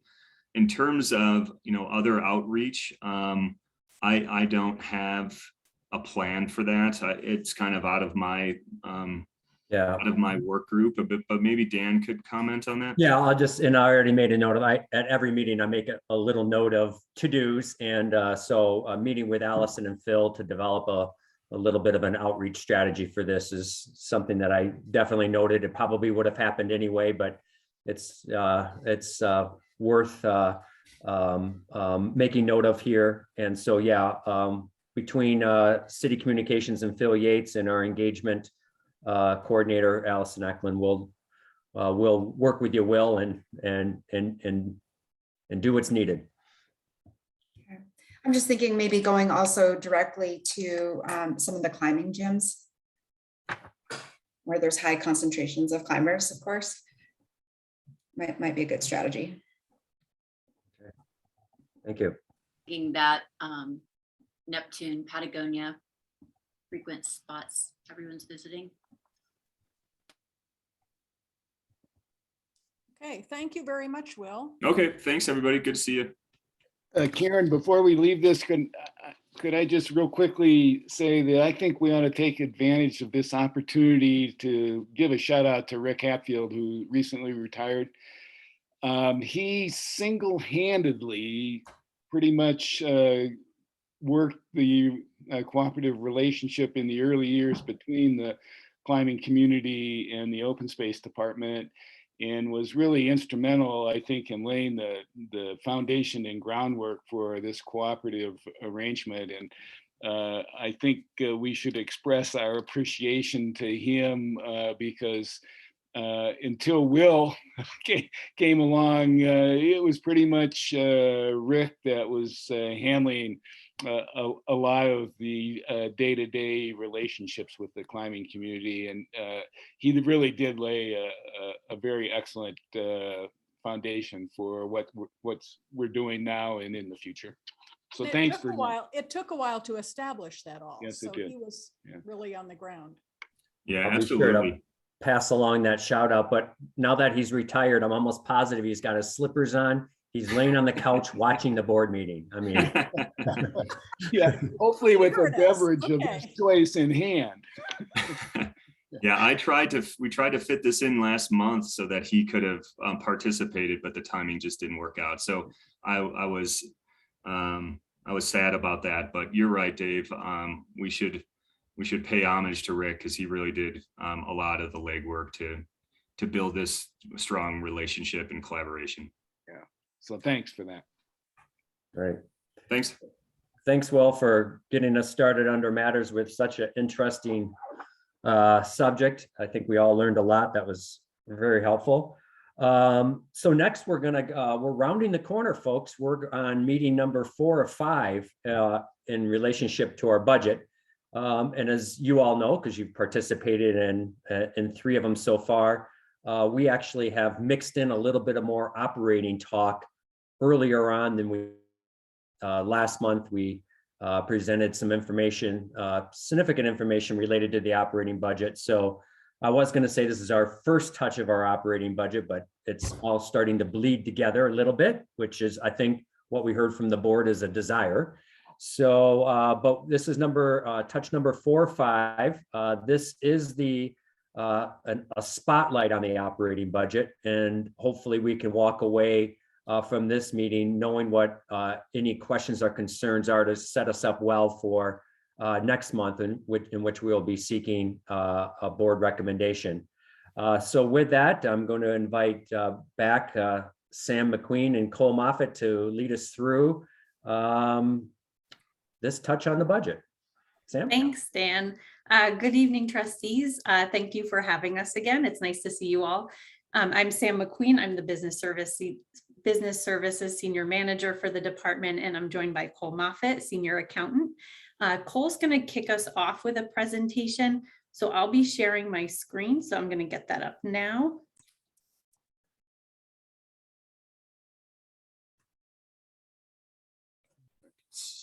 You can just go ahead to the next slide, Sam. Hi, everybody. Good evening. Welcome to the open space meeting to look at the operating budget. So looking at the calendar, this is the first official touch of the draft 2023 operating budget, with the remainder in the second touch to happen, recommendation slated for the next business meeting in August. Next slide. So we'll start tonight with an overview, including our budget development process, operating budget structure, our recommended operating budget, the requests that we submitted, and time for questions and discussion at the end. So OSMP presented to the executive budget team on June 22nd and are still waiting to hear their detailed feedback on our budget requests. And the finance department is currently refining personnel projections, revenue forecasts, and other budget guidelines, and revisions will be shared with OSBT in August if needed. Slide. So the operating budget is comprised of a few different layers. It starts with the current year's base, updates with new budget guidelines that we receive, and then accounts for any additional core service adjustments that we make. Some examples of budget guidelines we receive are salary and benefit costs for standard positions, things like vehicle repair and replacement costs, including fuel, technology costs such as computer replacement and licensing, as well as our debt obligations. And once we have revenue projections in our new base budget, including those budget guidelines, we have a general sense of which priority budget requests can be supported.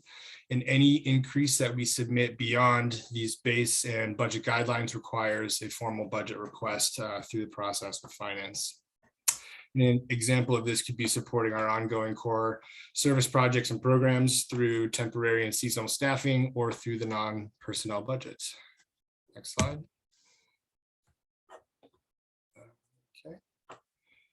And so within the operating budget, there are 4 different expenditure types consisting of personnel expenditures, non-personnel expenditures, what we call NPE, cost allocation, and debt service. So the open space fund supports the entire operating budget, unlike CIP, which is also partly funded with lottery dollars. And also important to note, the OSMP also no longer receives any general fund dollars, but we still partner with other general fund departments through MOUs. Next slide. And so first up is our personnel expenditures. In our draft 2023 operating budget, PE expenses came to about 65% of the operating budget.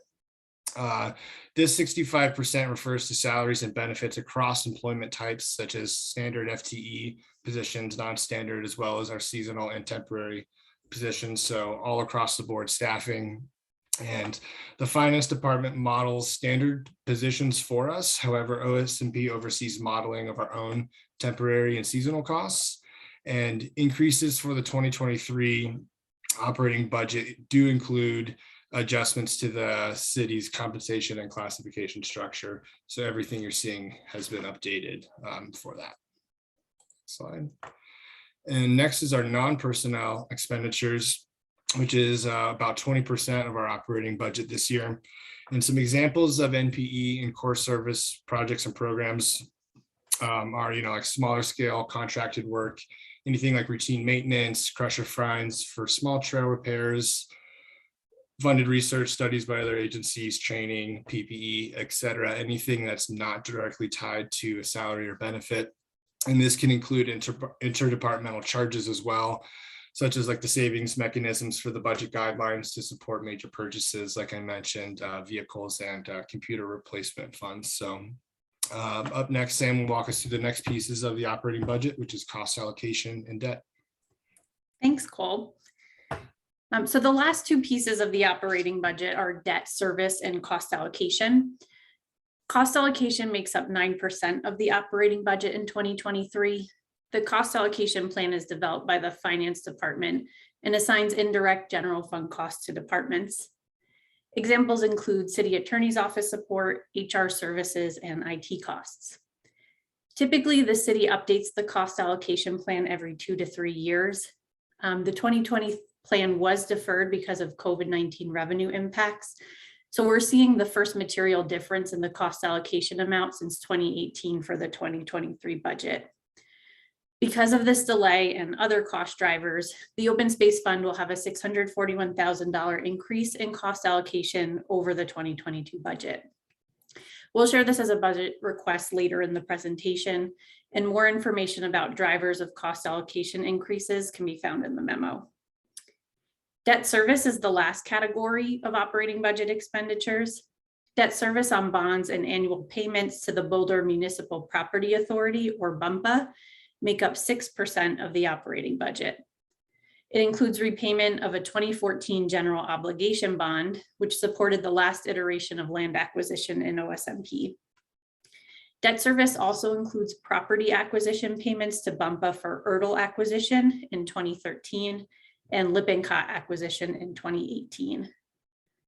OSMP receives 50% of the revenue for Lippincott from Jefferson County, which is factored into the 2023 budget. At a high level, this chart shows how operating dollars are spent on core services in the department.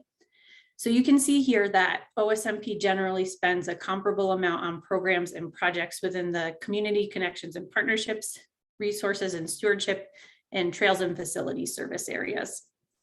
Much of the central services budget is used to support and supplement programming in other service areas.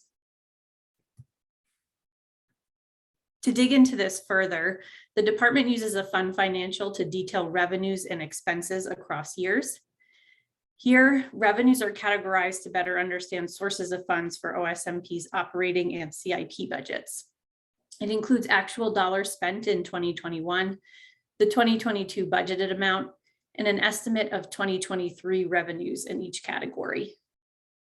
Estimates for some of these categories, like net sales tax revenue, are provided to us by the finance department in their work with CU economic forecasters.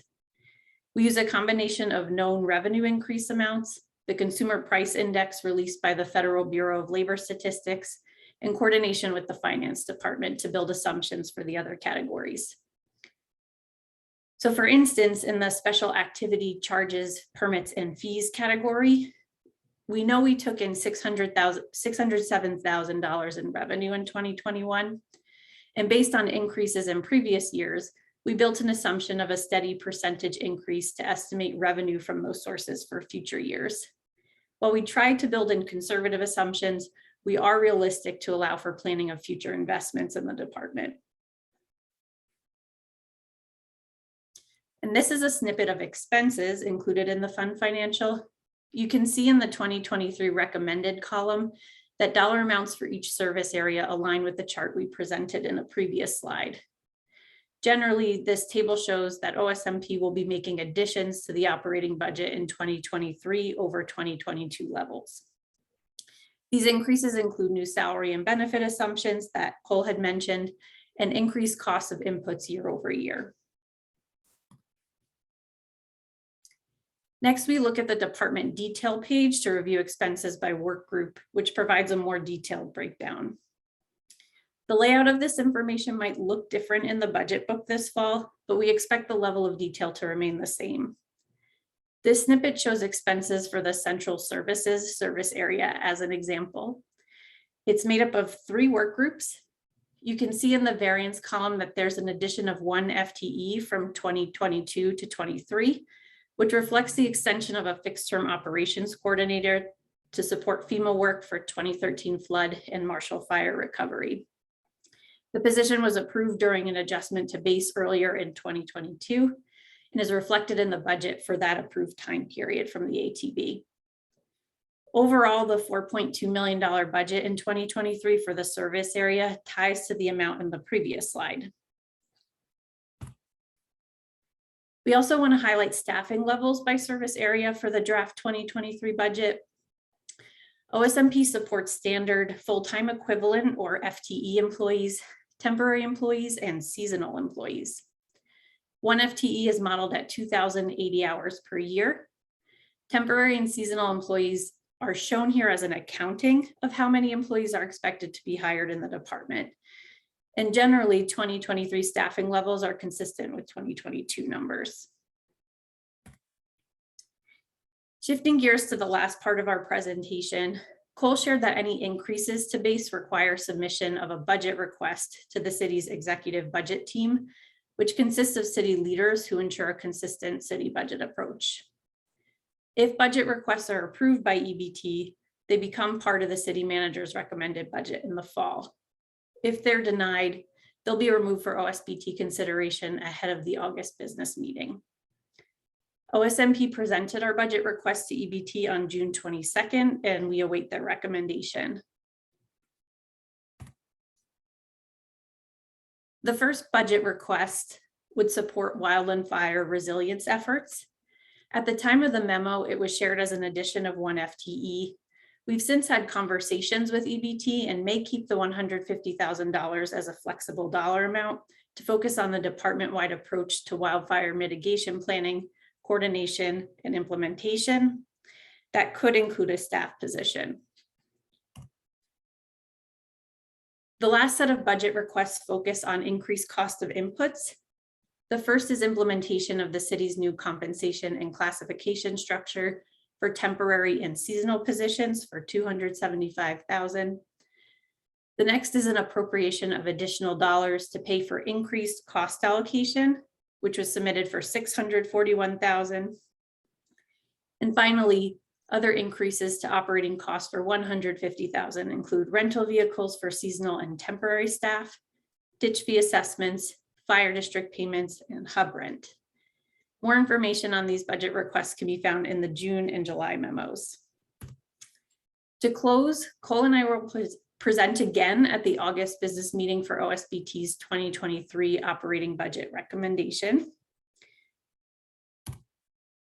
Does the OSBT have any questions regarding the department's draft 2023 operating budget?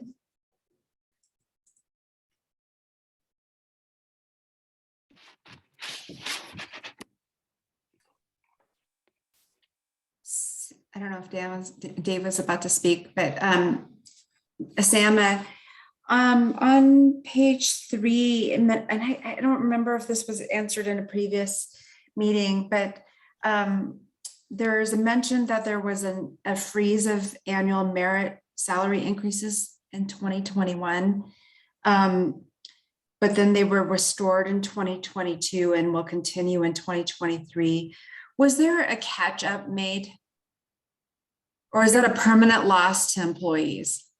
There was not a catch up made in that time period. The amounts that were the merit increase range was higher for 2022 than 2020 when there were before the freeze happened, but there was not that catch up period for that. Has the city considered how they would deal with, the rising costs of inflation with employees who live in this very expensive, wonderful place, having potentially missed out on an increase? That's certainly come up. So as part of the compensation and classification structure, there are plans to review market rates for positions on a regular basis. So regular basis is still being defined, whether that's annual, biannual. They're going to take a look at what the appropriate cost of paying for a position is, and that could include cost of living adjustments, but we don't have those defined details just yet. But I know that has certainly come up. We've certainly heard that from employees, from the public. So I know it's at the top of the mind. I don't have a clear answer on that just yet, though. Yeah, Saw Michelle, that the McDonald's. Oh, sorry. Go ahead. yeah, the comp and what we call comp and class, it has 2 phases. The first phase happened last fall, in which the city is trying to be very competitive in terms of what we pay employees. So that first analysis happened, and there's now a phase 2 in which another consultant's been hired to make sure that we're making sure that we are a very competitively organization in terms of pay, and to also address some things that we had questions on last year. So it's, Sam is right. We're continually, the city is continually looking at that, and there's another big push right now, which probably will result in some recommendations and some changes going forward. Yeah, I'm just afraid that we are going to be losing talent if we are not keeping up with just basic inflation here. 9.1%. Yeah. Yep. And related to that, Dan, can you say something about the jobs market and the number of positions that are vacant now versus? Yeah, unfortunately, we have some good news from the city perspective. Our vacancy rate from January 1st, and now so we are almost looking at that monthly. And I believe it was July 1st, maybe, vacancy rate has, the city's made up some ground. So we were able to fill a number of positions that were vacant. The department as a whole is faring pretty well. One of the areas that we were concerned with is looking at our seasonal workforce, of whether or not, whether or not the pay and the fact that the duration isn't that long, whether or not we would actually be able to fill our crews. We had good news. We're almost all staffed from a crew perspective. We have noticed, though, that the hiring pool was less this year than was typical. So while we didn't sort of go over in terms of not being able to fill our crews, because we're having a very successful field season, we did notice that the pool of applicants was lower. So something we're definitely keeping an eye out on. But you didn't have the lifeguard kind of problem. No, ours, we have a few exceptions. So we have a couple of positions that we are unable to fill, but I don't want to base those couple of in any sort of trend or anything. So we have some exceptions to our rule, at least. And as a city as a whole, we were experiencing some pain earlier on, and it seems to be that we're slowly but surely filling some important vacancies. Thank you. And tell me when the org chart is updated. So we update that on a pretty regular basis. We actually have an update that's going to be pushed next week. So you'll see those updates. We try to make them as there are major shifts across the department. So you'll see those happen when we make a couple of hires and make sure that we update names so that you know who's in each position. Great, thanks. Dave? So Cole and Sam, thanks for the presentation. That was very helpful. And I thought the memo was also very instructive as far as the information. You know, I can finally understand most of it, so that's good.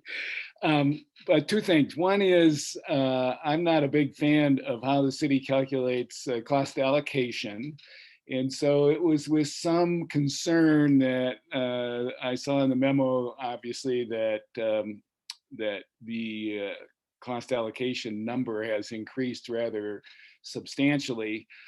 My question is, do we know, as far as the city calculating that with the various departments, is it consistent with other dedicated funds? In other words, are we seeing, you know, similar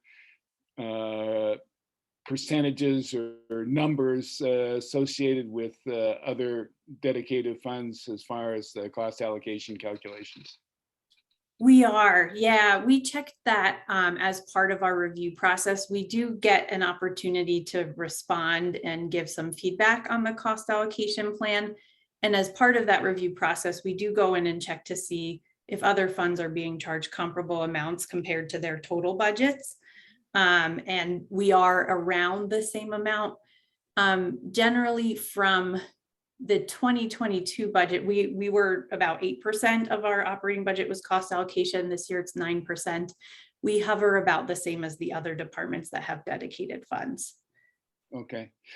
And my other question was regarding the reference to the new budget process software, OpenGov.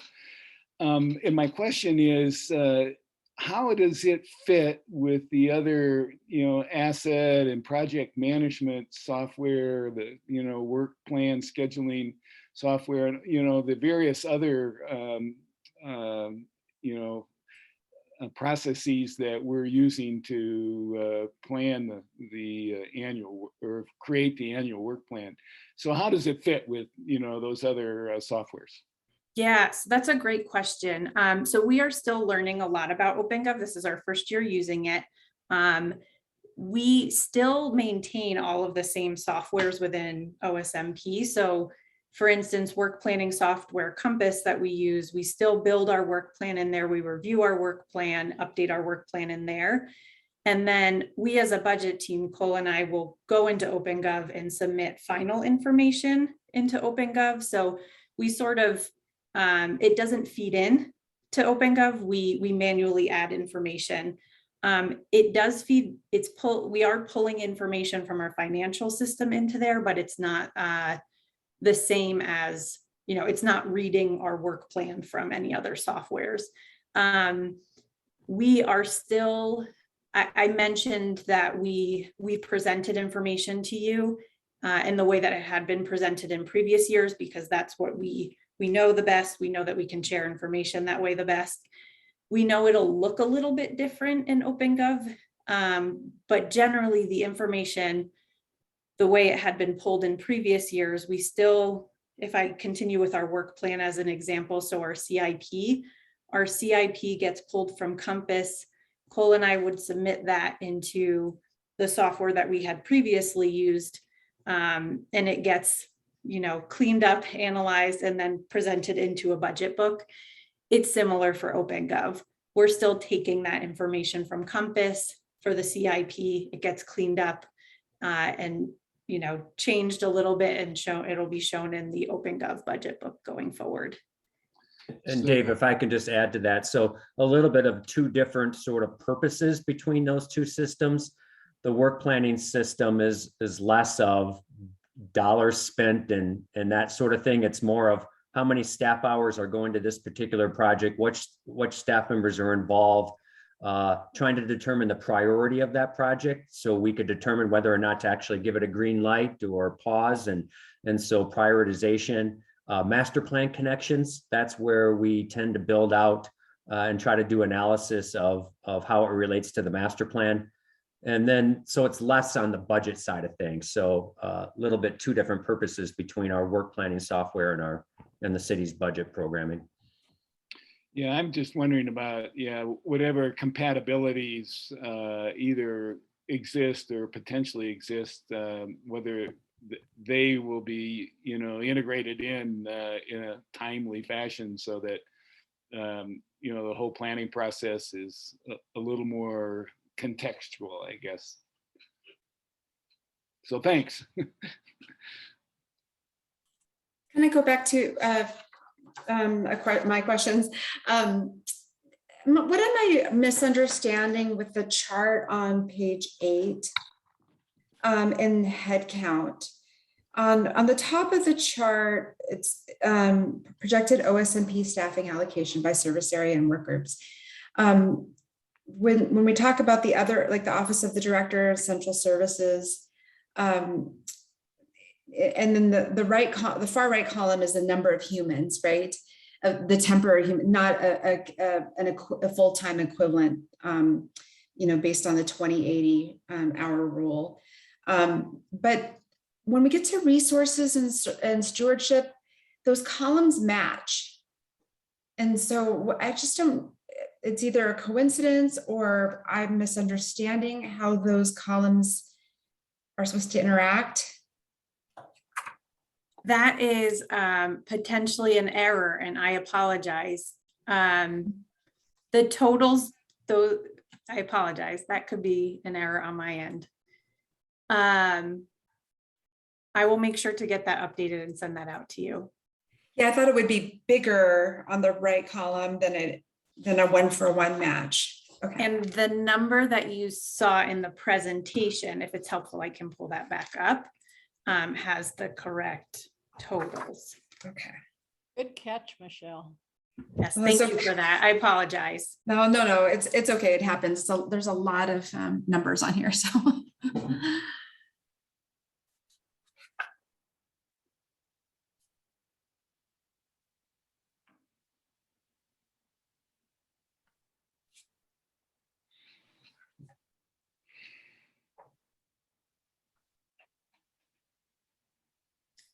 That's it for me. I don't know. Okay, are we just a long pause? Because I could Are you say pulling something. that up, Sam, or what? Yes, sorry about that. I can get that open. I thought that's what you were doing. Yeah. Okay.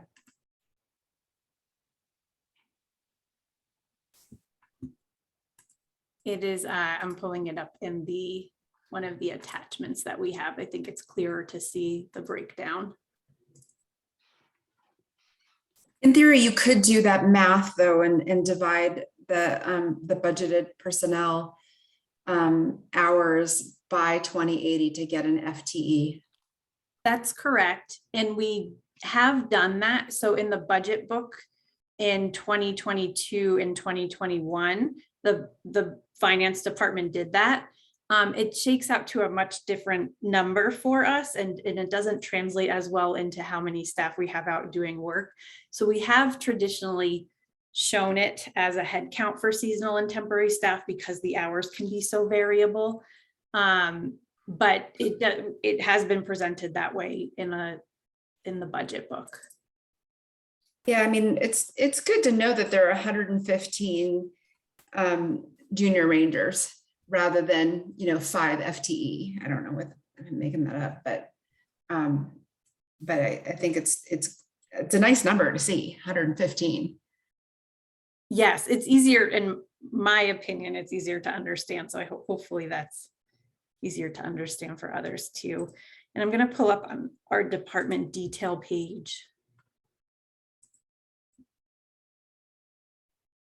So you can see here, this is just our FTE. I'm going to zoom out, so I apologize if it is a little bit small. but you can see the FTE counts for 2023 in this column here. If you can see the 36.1, this is how they break down. But that still doesn't give us the seasonal and temporary, right? Yes. So the seasonal and temporary, I can give you the hard numbers for, but I don't have that pulled up on here. So let me stop sharing my screen and I will get that number for you right now.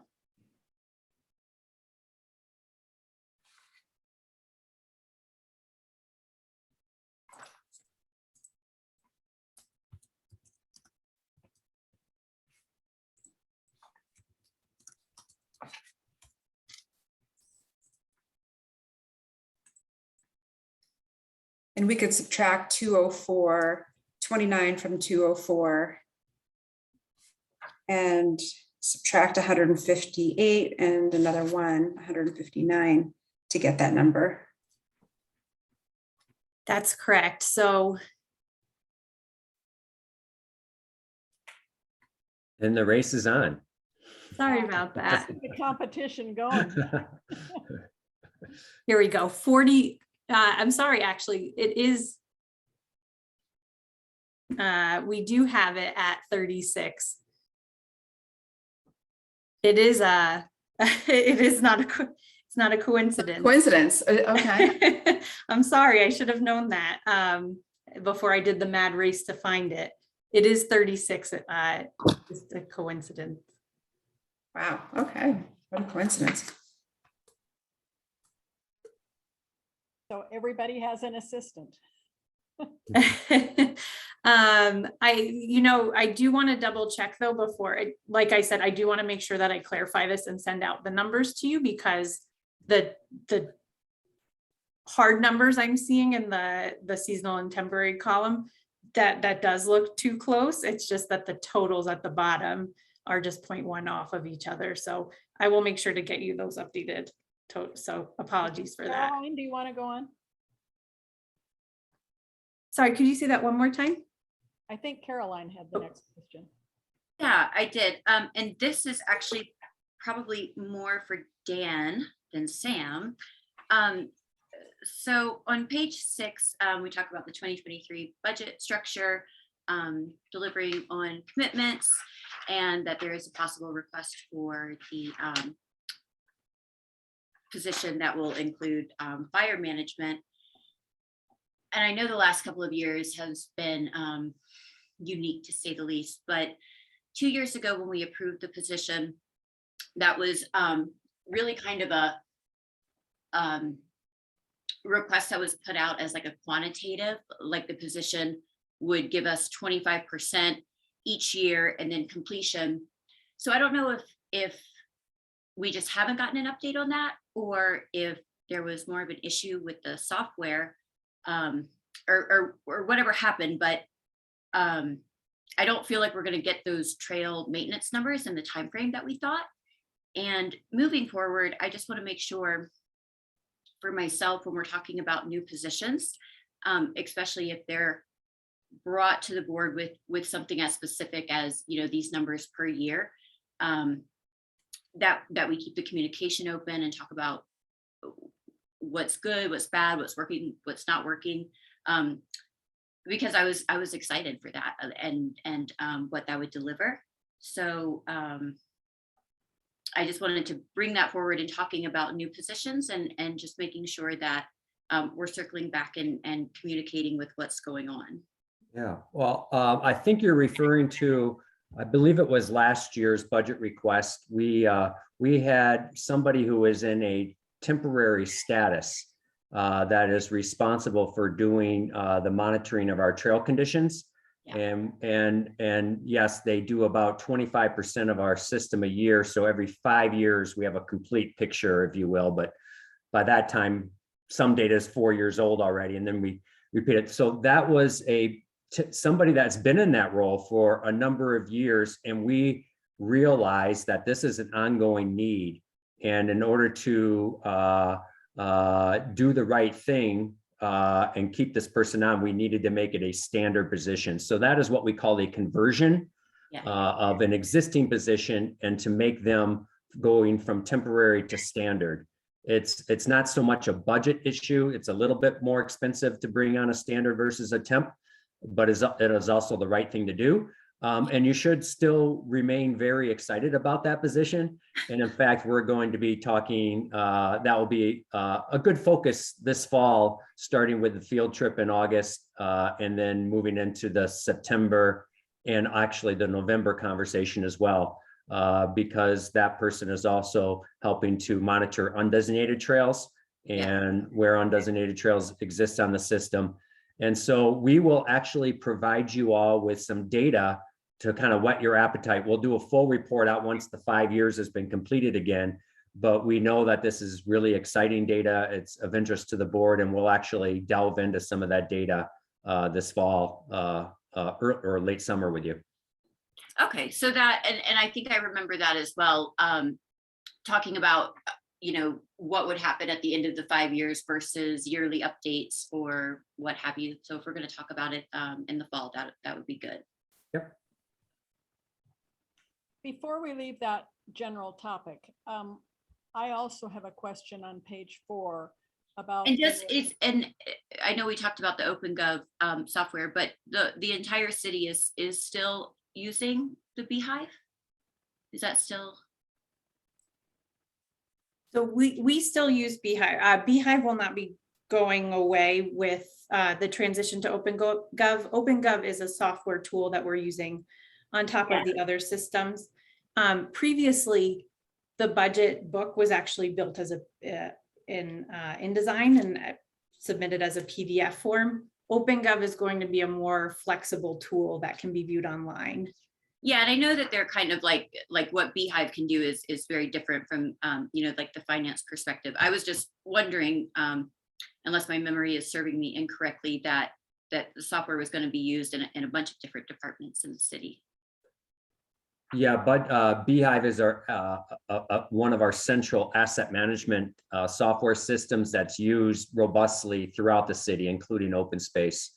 So yeah, you can think of it as work planning. We have Compass, asset management, we have Beehive, and budget, we have OpenGov. Okay. Okay, so going back to page 4, I want to ask about the OSMP Wildland Fire Coordinator position. And Sam, you said it could include a staff position, or it could what? Sam, why don't I take that on, because I actually serve on EBT. I'm one of the reps. So this is an emergent issue. This was a position that, and what I mean by emergent is perhaps a year and a half ago, we didn't envision this particular position or wanting to enhance our budget by, I think it's 158,000 for wildland fire resiliency. So Karen, to be admittedly, it's a little bit more fluid than we would love it to be at this point. Usually you have it all nailed down and you get a yes or a no, but the conversations with the EBT at this point is trying to understand the best use of that 158,000. It's likely to include a staff person, but is that staff person a fixed term? Is it a standard? So kind of some slight discussion still going on what exactly that might look like. But I think the bottom line is that the city and the department is wanting to commit 158,000 of additional dollars that aren't being spent in that area to be spent on wildland fire resiliency. And I think we have presented a need that in order to coordinate not only this new work, but all the existing work, it would be great to have it more centrally coordinated and spread out through multiple staff through multiple service areas. So I'm expecting that some staffing, that a staff position will come out of it. It's just uncertain exactly what it will look like. But I think I'm pretty confident to say that we'll have 158,000 dedicated to wildland fire resiliency. And I'm optimistic that it will include a staff position. The reason why I'm asking about this is I understood most, if not all, of what you just explained from the memo. But then I was perplexed by Sam's wording of it could include a staff position. And the reason why I wanted to comment about this is from a board perspective and listening to the public about how eager they are to have staff move forward with wildfire preparedness plans. It seems to me that the board, having our ears to the ground and hearing from the public all the time, is in a position to provide EBT with a different perspective. And I wanted to ask my colleagues whether they would agree with me based on what they hear from the public about the eagerness to move forward in this venue.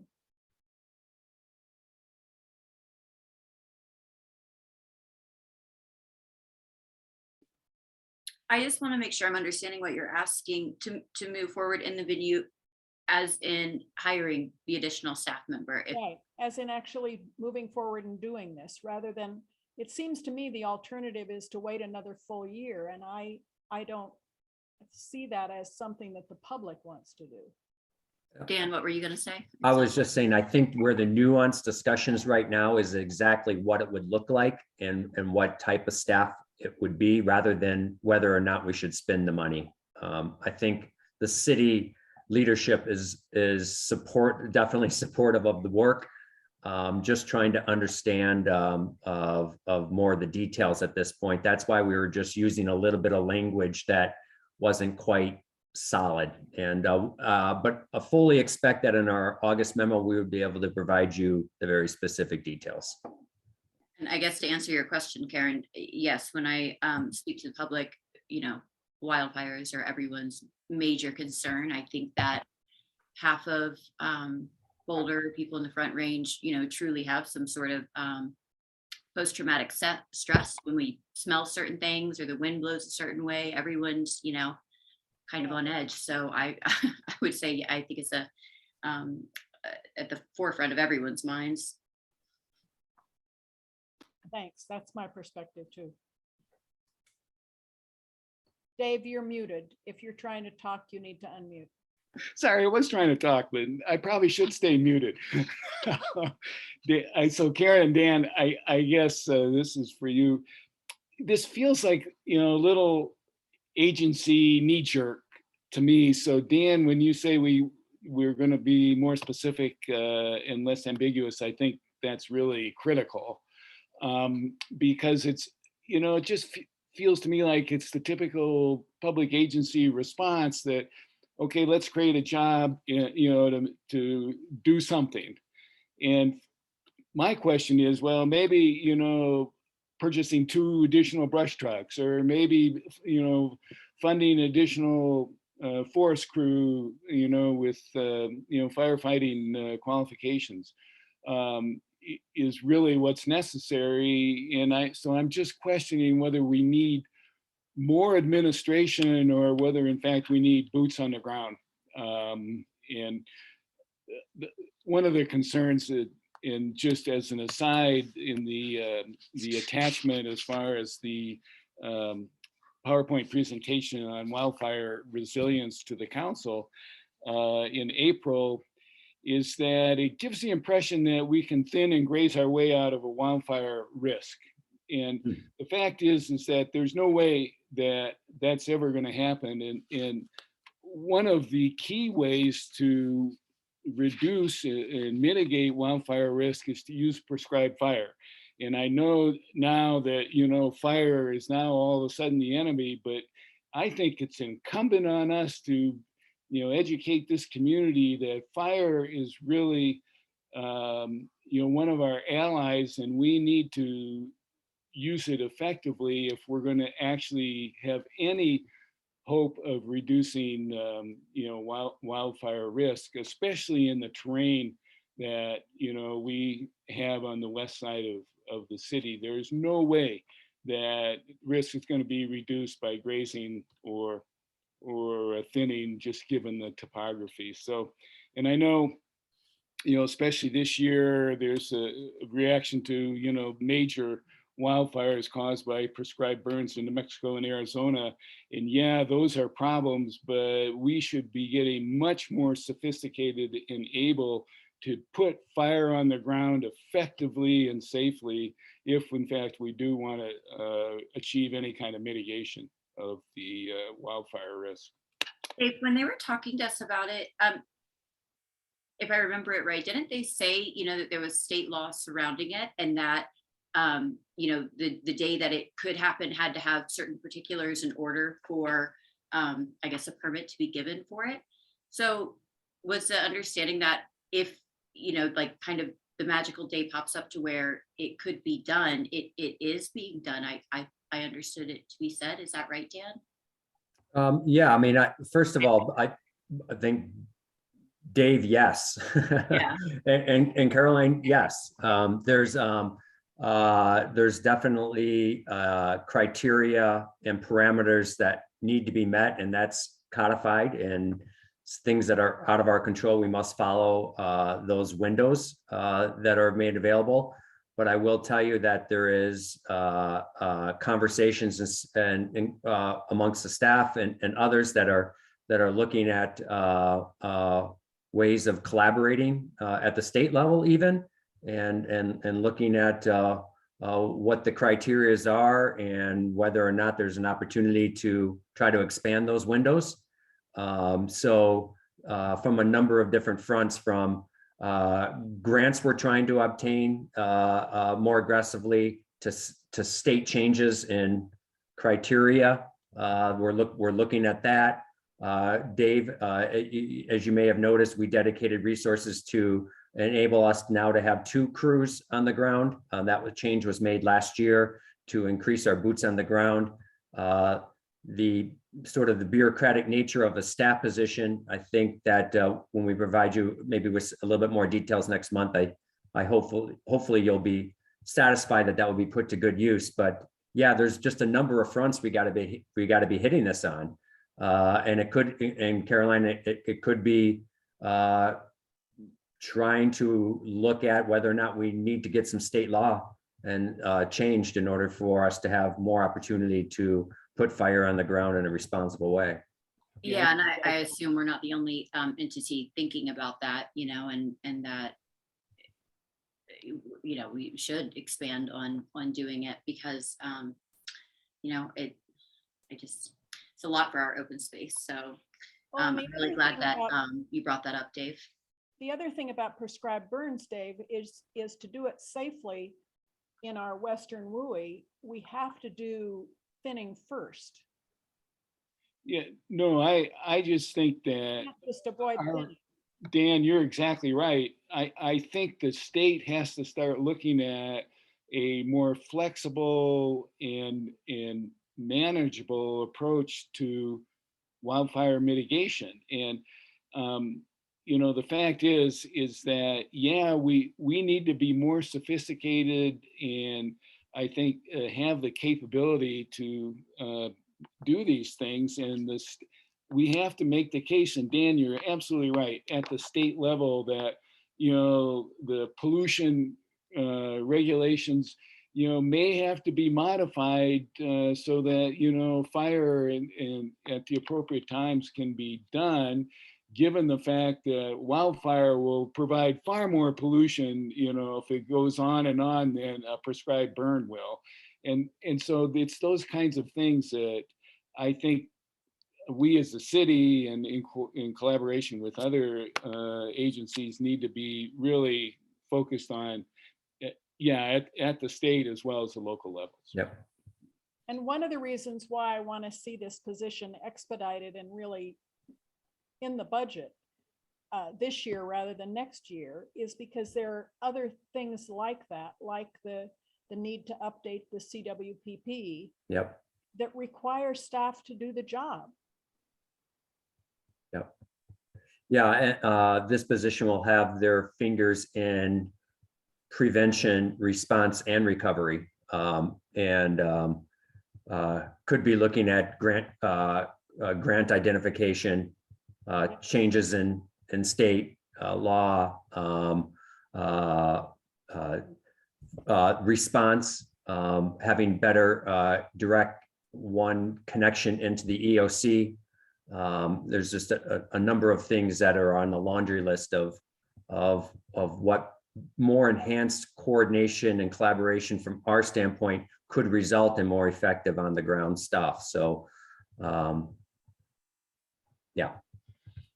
All that. We'll look forward to a continuing conversation. Yep. Sam, another quick question on page 7 and several other places. The carryover ATB operating of 11 million for 2022 is what? That's a couple different things. So just for Karen, you may know what carryover is, but I'll just go through this really quickly. Many of our projects span multiple years. So carryover allows us to take the unspent balance from CIP projects from the previous year, move it into the current year to continue that project. So the 11 million is that carryover. It's also our ATB. And so if you remember, $1.6 million was appropriated earlier this year for Marshall Fire. So that includes the ATB money as well. And ATB stands for? I apologize, adjustment to base. Oh, okay. But why is it so huge? So our carryover amount is quite large because again, we do continue projects over multiple years. So the money that was allocated in 2021 and then projects that continued into 2022, whether they had contracts set up or whether the money was planned to be spent in 2022 because of, you know, certain construction activities were wrapping up or something like that, it gets carried forward into that way. So it is a large number. It tends to be around that large number too. So you'll see in previous, it tends to be 11 million. sorry, it's actually closer to 9 million. Okay. It includes the 11 million includes the ATB number as well. Okay. And that also includes acquisition CIP, which is largely driven as well. It's about 5 or 6 million. So it's about half right there. Okay, thanks. Yeah, Karen, for acquisitions, we fund acquisitions every year, but there's multiple years where we may go without the opportunity. And so we carry those funds forward. So as Cole says, we have about, I don't know, I want to say around 4 million in what we call our land, water, and mineral acquisition fund for us to be able to react to a high priority opportunity. Or undesignated, yet to be designated acquisitions. For the acquisition CIPs, it could be land, water, or minerals. I know, but these are acquisitions that are yet to be identified and specifically designated. Or do you know what the acquisitions are? I would say that again, we have a much shorter list than we did in 2018, let's say, when we knew we were going after very specific properties. I would say this day it could be characterized as less specific, but there was just a possible important water right that just came to our attention last month that we're now investigating whether or not that could be a reality. So I would say that more than in the past, it's more of an opportunistic than it is on very held for a very specific property. Got it. And one other question that I have that hasn't been asked or answered yet is the hub rent increase makes me wonder whether we have a long range strategy of continuing to rent, because at one time we were going to build something. Is the housing strategy for the department's long range to continue renting? Sam, why don't you cover the reason we put it in the budget this year as a budget request, and I can maybe touch upon looking down the road a few years. Yeah. So we did put it into the budget request because in previous years we do see regular increases to the hub rent as part of our negotiations. Typically, we can cover them with reallocations, but with increases across the board for cost of inputs, and we know that operating costs are going up, we did need to recognize that as an actual increase to our budget this year. So that's why we included it this year. And I think Dan will get into it, but we do have some contingency funds set aside to just for future plans. Yeah, I think what's driving decisions right now, starting in 2026, Karen, is this citywide is going through, they developed a facilities master plan. They're our first citywide facilities master plan. There has in that master plan and in recent conversations with council, there's been discussion of what an East Campus looks like for the city. Right now, we have what we call the municipal yard site, which is a pretty significant building. It wouldn't quite do the job of what we would need it to do, for instance, to end up housing open space as well as other things. So, but we do know that things could be much clearer starting in 2026. So we had a rent that had a rent and then an option for a 3-year extension. And that's where we're at. And we have timed our end date for our lease at that same time when the city should be pretty firm in its decision of what an East Campus looks like and whether open space would be part of that campus. So we have our timing with the hub is aligned with being able to be flexible to look at other options, which could be moving into an existing facility. Right now, we are not, there is no plans and we are not looking at any great detail in terms of building a site like we were in 2017.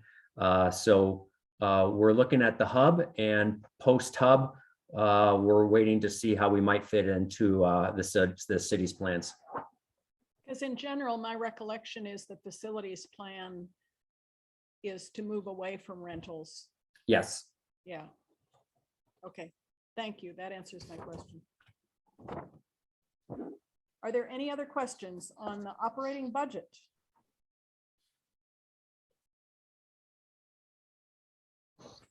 Great. We'll look forward to seeing the dynamic duo of Sam and Cole next month.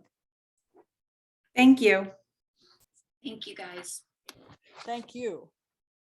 Karen, I'm just looking at the agenda and it seems like we might be at a point here where I think we're probably definitely more than halfway through, but it seems like it might be a good chance for a quick little timeout. Sounds good. And then we'll come back and hit e-bikes, right? All right, so what time do you want to give us to? 10 minutes should be enough, I think. All right, so 8:48. Okay. All right.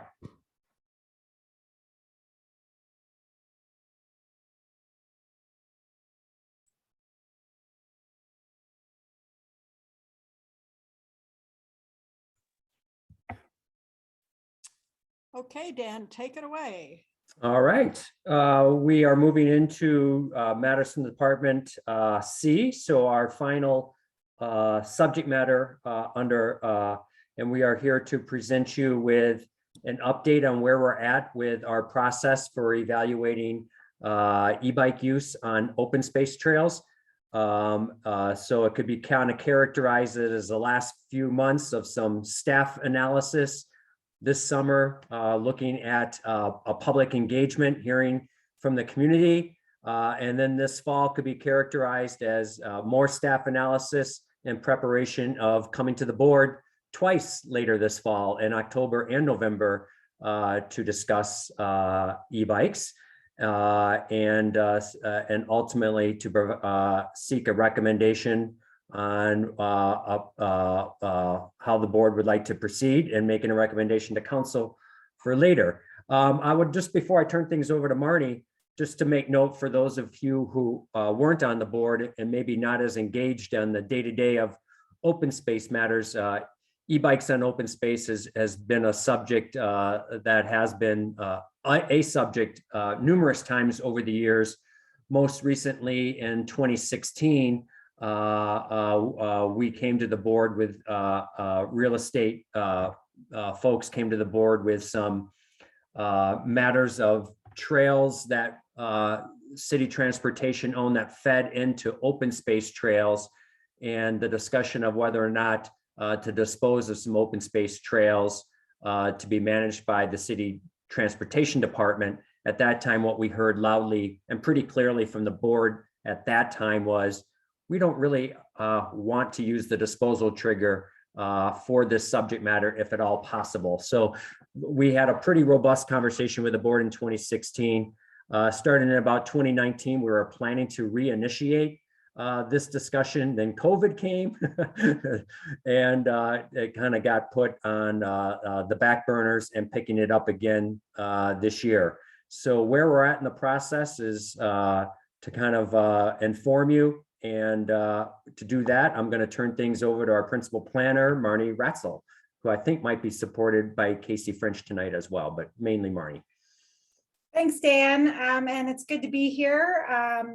My first time here with the board. Let's see if I can queue up my presentation while I can still see you. You guys are seeing this in the correct view, I believe. Okay.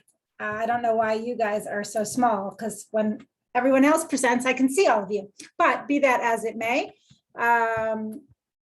It's going to take me just 1 minute to get my notes up in front of me as well. Okay, it's a great introduction, Dan. Thank you for that.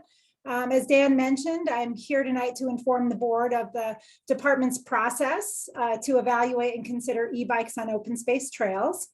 The goal of today is really to make sure that you understand the process, where we are at with the evaluation, what's coming next, and when we'll be coming back to the board for input and seeking action. So let me jump right in there. We began an evaluation in the spring, and to date, we've identified 3 alternatives being considered.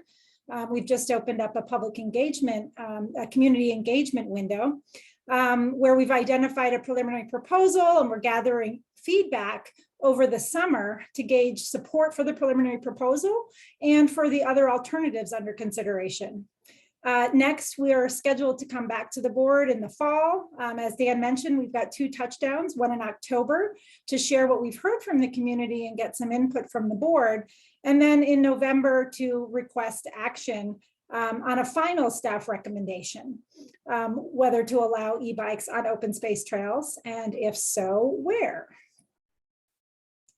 So I've got about 15 to 20 minutes presentation, and then we'll have some ample time for questions with the board.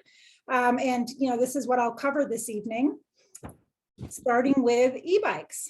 So an e-bike's a bike with an integrated electric motor to help users achieve and maintain cadence with less effort.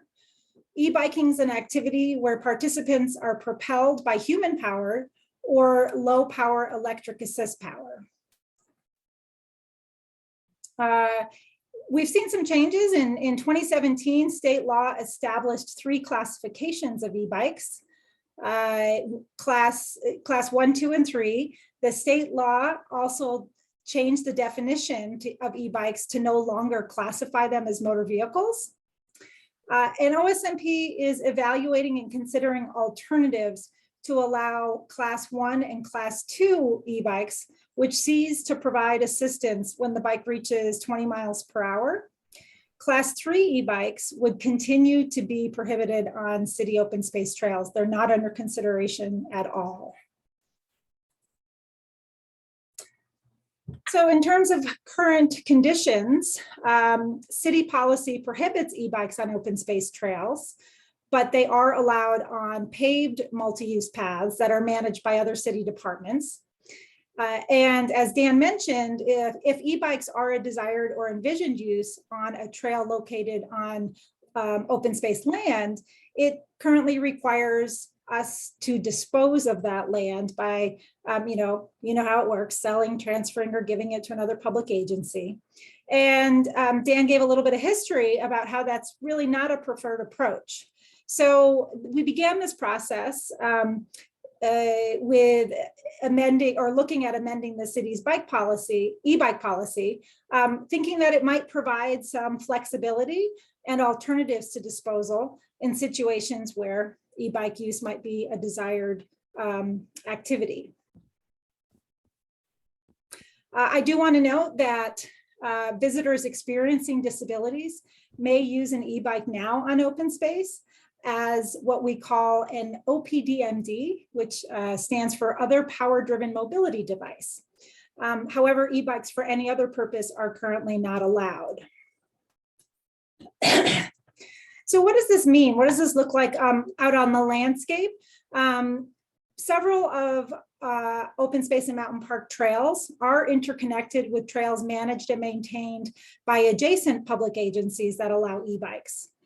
Looking at this map, the green trails on the map allow e-bikes while the red trails do not. And overall, Boulder County Parks and Open Space allows e-bikes on their plains trails, with a couple of exceptions, and those exceptions really involve us. It's where there is joint ownership interest by OSMP, and those include some of those areas I have circled here, the Boulder Canyon Trail and the Colton Trail, for example. So e-bikes are allowed also on other local trails throughout most of Boulder County municipalities, including Longmont, Louisville, Erie, Lafayette, and Superior. And one of the other items that you have in your packet this evening discusses the Rocky Mountain Greenway and Colorado Front Range Trail. So thinking about our partners to the south, both Jeffco and U.S. Fish and Wildlife Service, who manages the Rocky Flats National Wild Refuge, they confirmed and allow e-bikes on their trails. Class 1 e-bikes are allowed on trails, on all trails, and class 1 and 2 are allowed on roads or paved trails. So one of the other areas I had circled on that county map, this is showing a larger scale version of that. And this really is a good example. Both the Longmont to Boulder Trail and the IBM Connector Trail are regional trails and examples where our jurisdiction crosses back and forth between trails managed by other agency partners. And it's an example of where visitors experience challenges with knowing and complying with what are inconsistent regulations. And what does that also mean? Well, our rangers have observed increased e-bike use on open space trails that connect with regional and plains trails managed by these other jurisdictions. And we've received, staff have received increasing community inquiries requesting that we review our e-bike use on trails. Many of these community inquiries are more generally related to an increasing popularity of e-biking for recreational purposes, but also by an aging population of visitors who have an increased interest in continuing their access to our open space lands.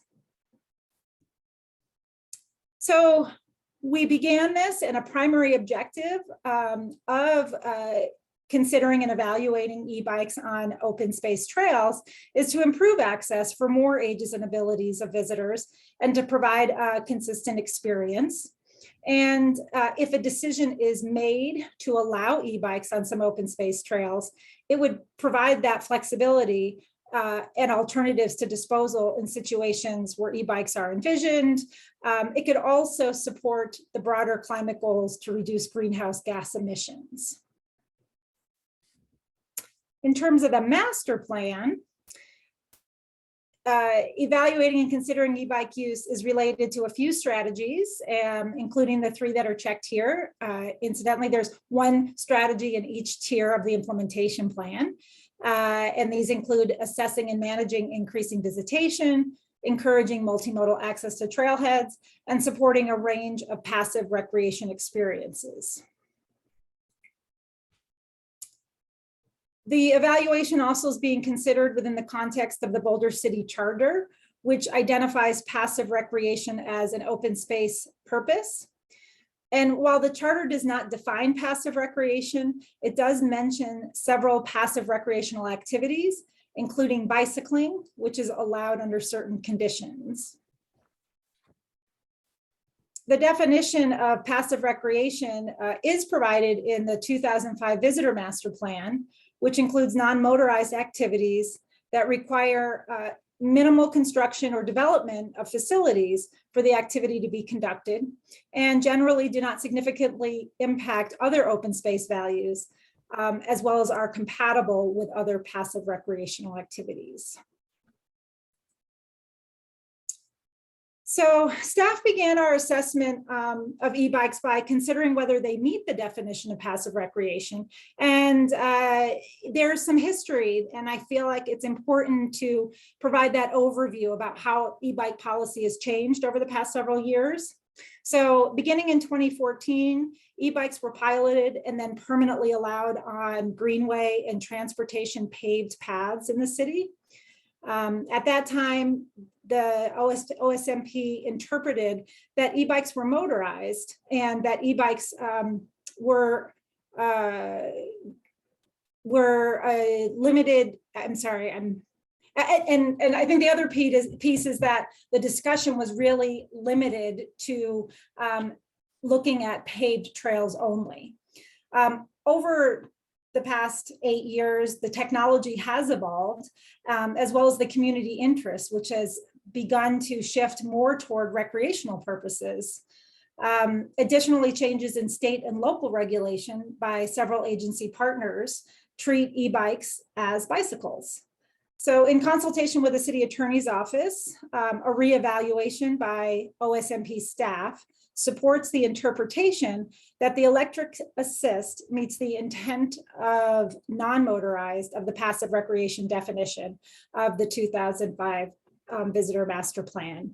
In particular, state law supports and recognizes e-bikes as bikes and treats them very similarly. So next, we began to look at we utilized the Visitor Master Plan and included an activity assessment process that was developed to evaluate emerging activities using a set of criteria methodology to help guide decisions on what conditions should be placed on e-biking to minimize their impacts. So the VMP includes bicycling as an activity allowed only on designated trails to provide a high quality recreation opportunity in locations that can handle the impacts. Staff's review of e-biking determined that there are no significant differences between how the department would manage or maintain facilities for e-bikes versus traditional bikes, or that e-biking differs from bikes in relation to the criteria here, leading to the conclusion that an e-bike is a bike with an electric assist. Therefore, staff concluded that e-bikes, like bikes, should be allowed, but only on certain trails where designated. So we then took a look at and thought about different alternatives to consider and evaluate for e-bike use on open space trails. And we've got 3 alternatives that are being shared at the moment. Alternative A would allow e-bikes on all multi-use trails that allow bikes. That's what you're seeing on this map. And that represents about 54 miles of trails that allow bikes, which is about 35% of the 154 miles of the trail network.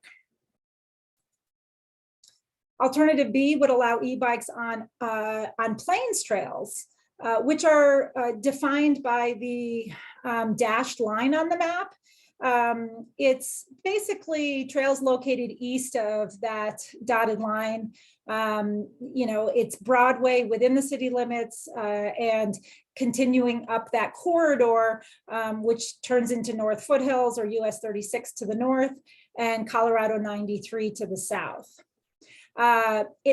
This alternative B also proposes the Boulder Canyon Trail be included.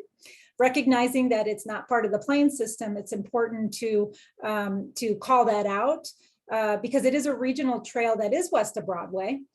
And it does have a segment on OSMP land, but the length of the corridor is really managed by and maintained by the City of Boulder Transportation and Mobility within the city limits and Boulder County in unincorporated Boulder County.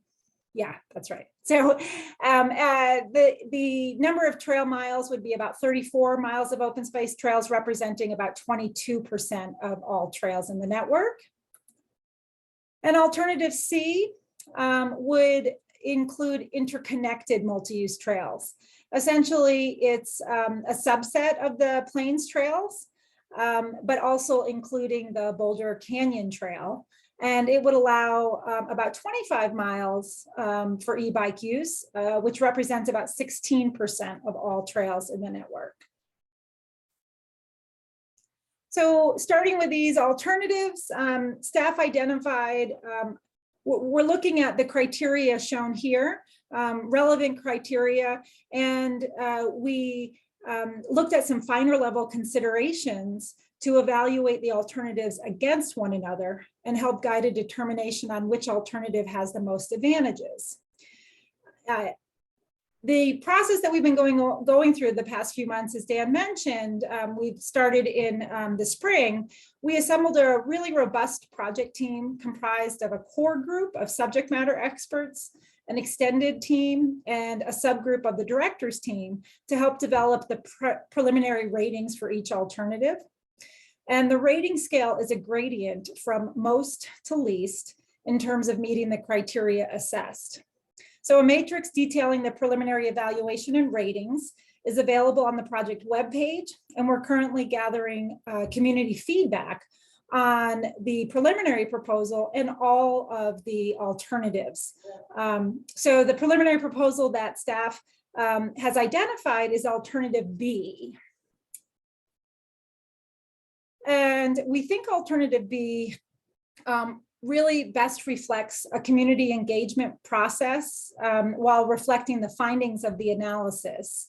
There are some similarities between alternative A and alternative B, but we really aren't sure where the community is at. And we want to be transparent in where we as staff are landing, which is why we presented a preliminary proposal. You can see what the benefits are and what is why we're headed in that direction. Alternative B provides a consistent visitor experience across interconnected trails.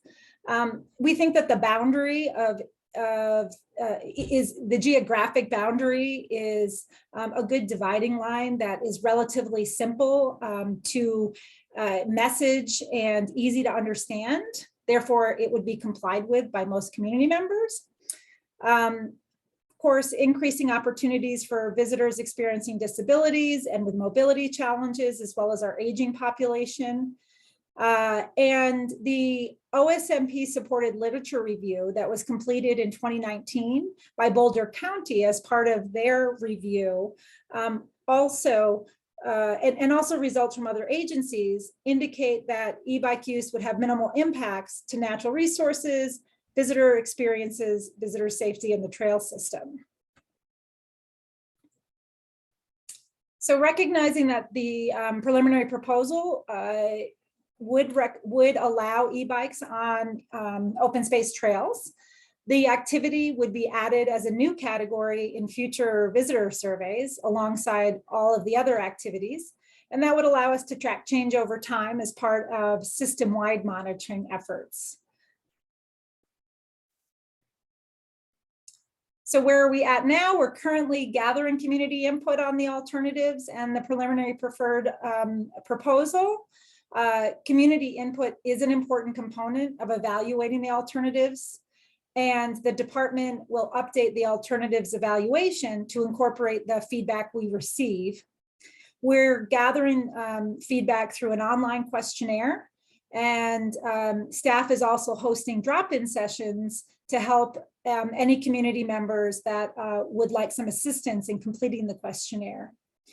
We also are working with our Human Dimensions team, who's conducting intercept surveys of our visitors overall to just get an understanding of general public perceptions regarding e-bikes on open space.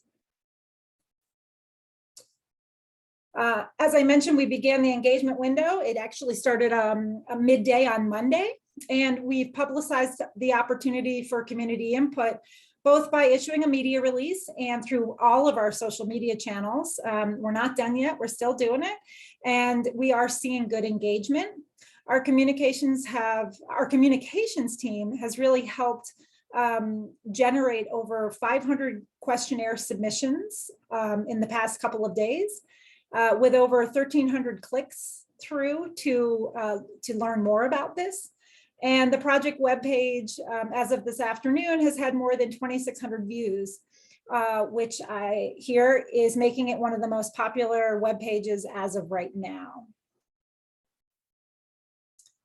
So in terms of next steps, kind of bookending my presentation, kind of the next step is coming back to you in the fall. And as Dan mentioned, we're coming back for 2 touchdowns, one in October to share the feedback, gather some input from the board, and then utilize that to come back in November with a final staff recommendation on a preferred alternative, and whether to allow e-bikes on open space trails, and ask for your action to make a recommendation to council based on that.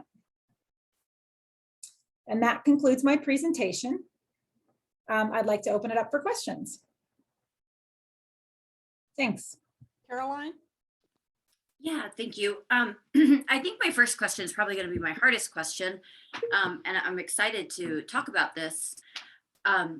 But maybe it's because I haven't lived in Boulder as long, so I just might need a little backdrop.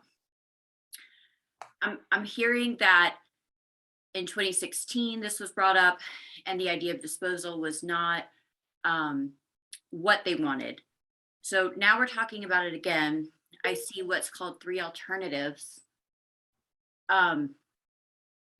Hypothetically speaking, if the board consensus was we don't like e-bikes, would that mean that that would trigger a disposal? I think I have a question about like process and procedure, and how is this being used if a disposal would be requested? So I just think I need a little bit more background on that to understand why the disposal is a part of it. Yeah, Caroline, I can go back to 2016 for a bit, then Marnie, you can add to some things. So if the board concludes that the status quo is what they recommend, and that ends up being what is the current situation is what we currently have. So it doesn't necessarily automatically trigger disposal. So what it would do then, for instance, like the Lobo Trail that was going from one designation to another, is is that status quo could continue, and we can continue to manage those little segments that are in open space that don't allow. But if the rest of the trail all allows e-bikes and we don't, then there's 2 options. One is if it's such that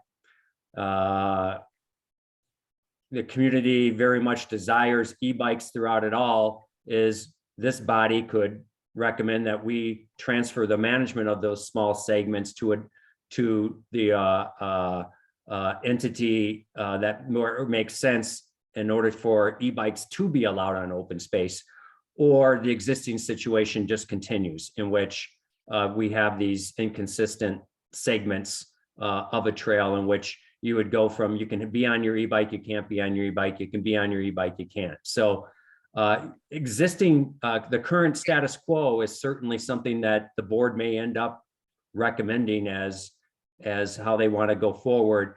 That doesn't mean that we have to now necessarily dispose of these segments. Then the question would be are we okay with the community confusion, and are we okay with probably being unable to enforce the e-bike ordinance anyway on some of these segments? But But the only other permanent way to deal with it would be is if e-bikes would be preferable, especially for a regional trail that goes from point A to point B with multiple jurisdictions. Disposal is what would be the only other viable tool, but it's not required. Dan, to follow up on your comment of status quo being an alternative, Marnie, can you tell us why status quo is not listed on the website as an alternative and why it's not spelled out as an alternative? Because when I read the website, it was clear to me that there are 3 alternatives, period. And now Dan's saying status quo is an alternative. Well, you know, status quo, I think, is always an alternative, but really the purpose of this was to identify and consider whether or not there is an alternative to disposal, given the history that we've had. So when you look at the evaluation matrix, which is available on the project website, it includes the status quo and existing condition and rates that relative to the alternatives. The other thing to share is that the questionnaire that is available to gather input provides the opportunity for the community, for a community member to indicate that they don't support e-bike use on trails and explain why. So we are gathering that input and we'll be able to report out on what we're hearing from people when we come back in the fall. So are you saying there are only 3 alternatives and that status quo is not a 4th alternative? It's not identified as one of the alternatives being considered at this point because it's the impetus for why we are exploring this. You know, the direction I think that we have is to take a look at alternatives to disposal and those existing conditions. But I thought I heard you say status quo is always an alternative. I think I've kind of been clear. We are collecting information and input that can provide both the department and the board with an answer as to where the community is landing on that. We're collecting that information and we certainly can adjust and refine the preliminary proposal based on what we're hearing. So, you know, I would very much like to see you revise the website text so that the status quo alternative is listed along with the 3 that you are focusing on. Let me piggyback on that, Marnie, because I'm not sure that Karen's stating it exactly the way that I'm thinking. And I am very discomfited by the survey. I think it's misleading and mistargeting. And if this is an issue that is extremely important, it sets aside precedent, and your notion of history of the issue is wrong. This sets aside over 50 years of precedent of non-motorized use on open space. And it is an extremely important issue. And I think the questionnaire does it a disservice by not doing exactly what Karen's suggesting, and that is giving the whole spectrum of options equal consideration. It's not something that, oh, you can write on, you know, in the, you know, follow up or whatever. The fact of the matter is we want to know if the community supports e-bikes on open space or not. And if in fact the community supports e-bikes on open space, then okay, where does that support focused? And this, I can't express how dissatisfied I am with that survey. I think we should withdraw it and completely redo it because it's not getting us the board, and the community the information that we need upon which to make a good decision. Hey, Dave, I want to ask you about that because I'm in the survey now. And question 1, and under section 1, number 1, you can answer strongly oppose. And then the next question says, number 2, I do not support e-bikes on open space trails.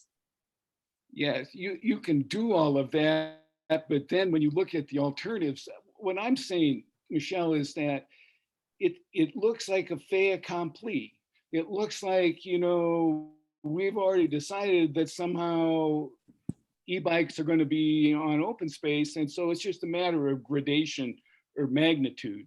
And for me, a proper survey includes the spectrum of options, you know, together. It's not chunked out where, you know, you might do it here or you might do it there.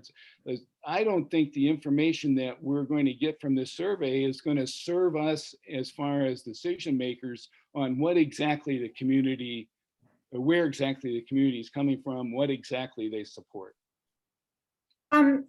Dave and Karen, I respect your opinion. A lot of work went into the development of the alternatives and the questionnaire.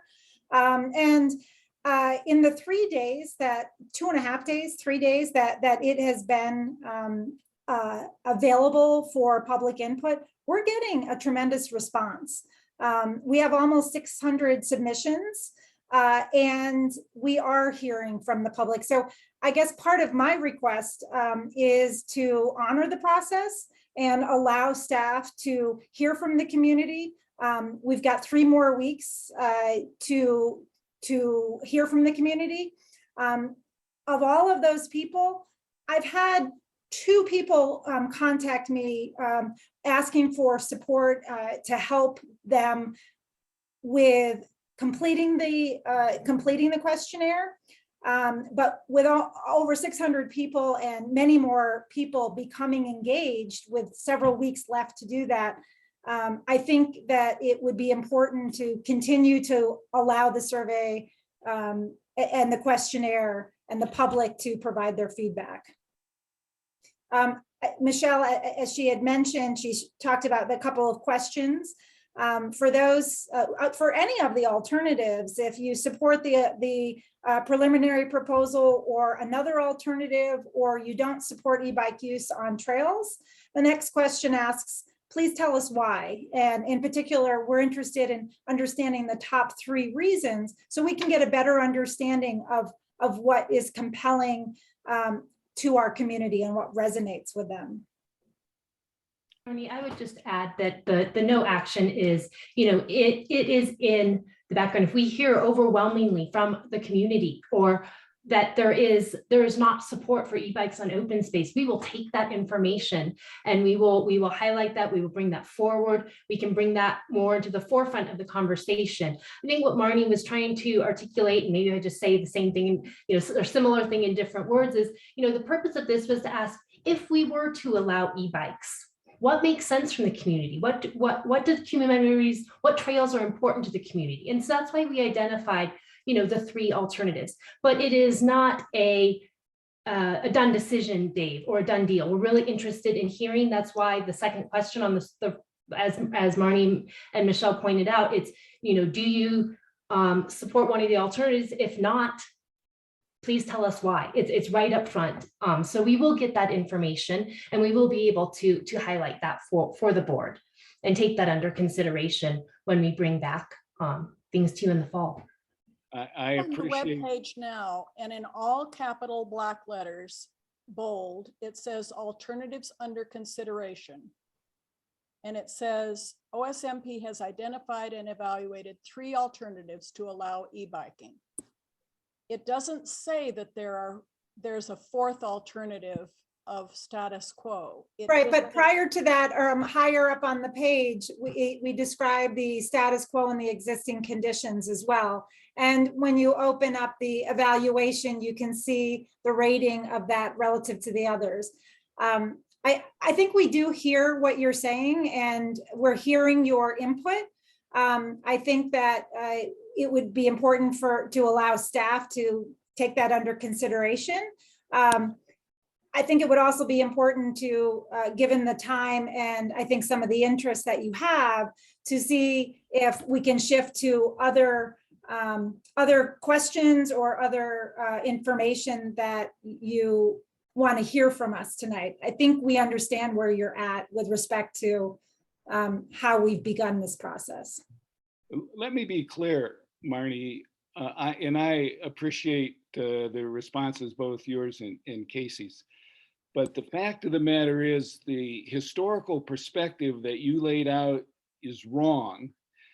And the other fact is that these e-bikes are motorized conveyances. And I don't care what the state legislature says, that, you know, they can say anything they want about whether it's a motor or not, but it's just like the proverbial duck. When it walks like a duck and acts like a duck and quacks like a duck, must be a duck.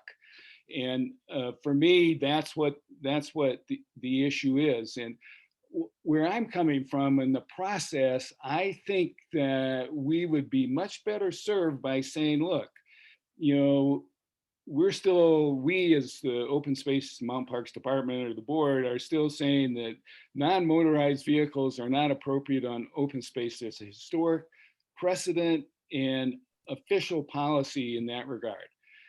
But, you know, in certain cases, or a case by case or a site by site, you know, we might make exceptions to that policy.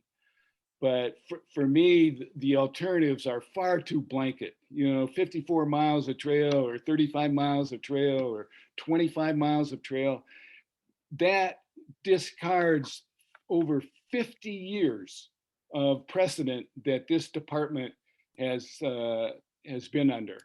And, you know, it's not a cavalier, you know, we spent a lot of time and we think this is the way we should go to and do it. The fact is that we've seen, you know, discarding of precedents recently all across the country. And believe me, all that will do is cause tremendous discord. And Dave, I can see that you're very passionate about this. It's important, Michelle. Very, very passionate.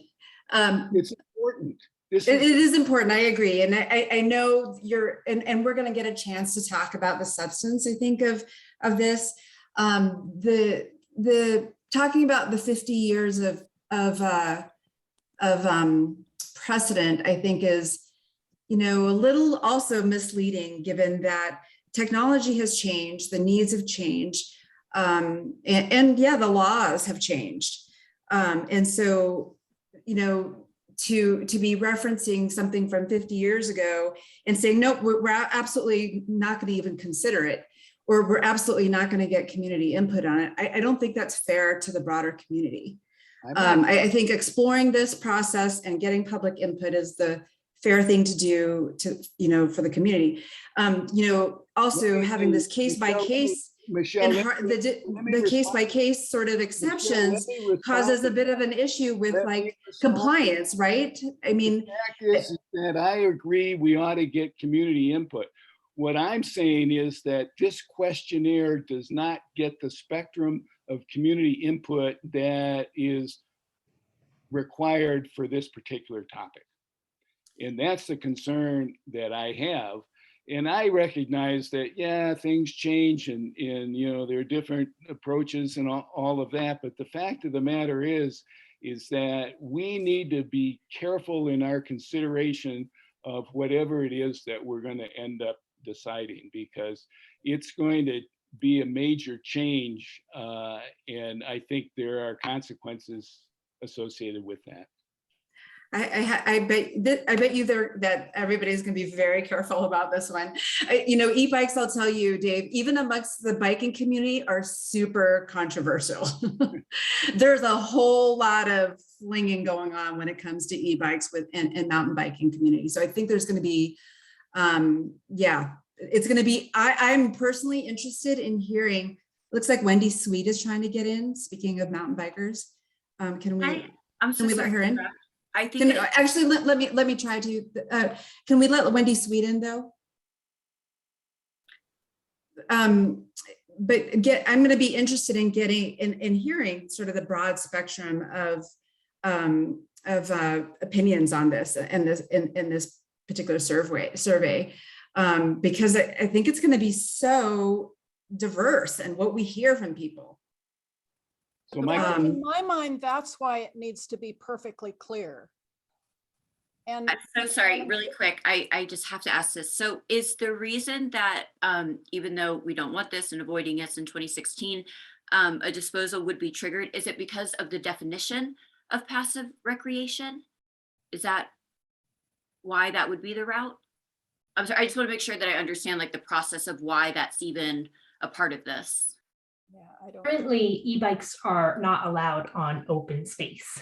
I'm Marnie, you might want to. There's actually an ordinance in place. The ordinance states that, so the process, let me flip it around and say the process, if we were to consider and allow e-bikes on open space trails, coming to you in the fall, and what would really be considered by the council would be an amendment to an existing local ordinance that says that e-bikes are not allowed on open space trails unless we dispose of that trail to another department to manage it.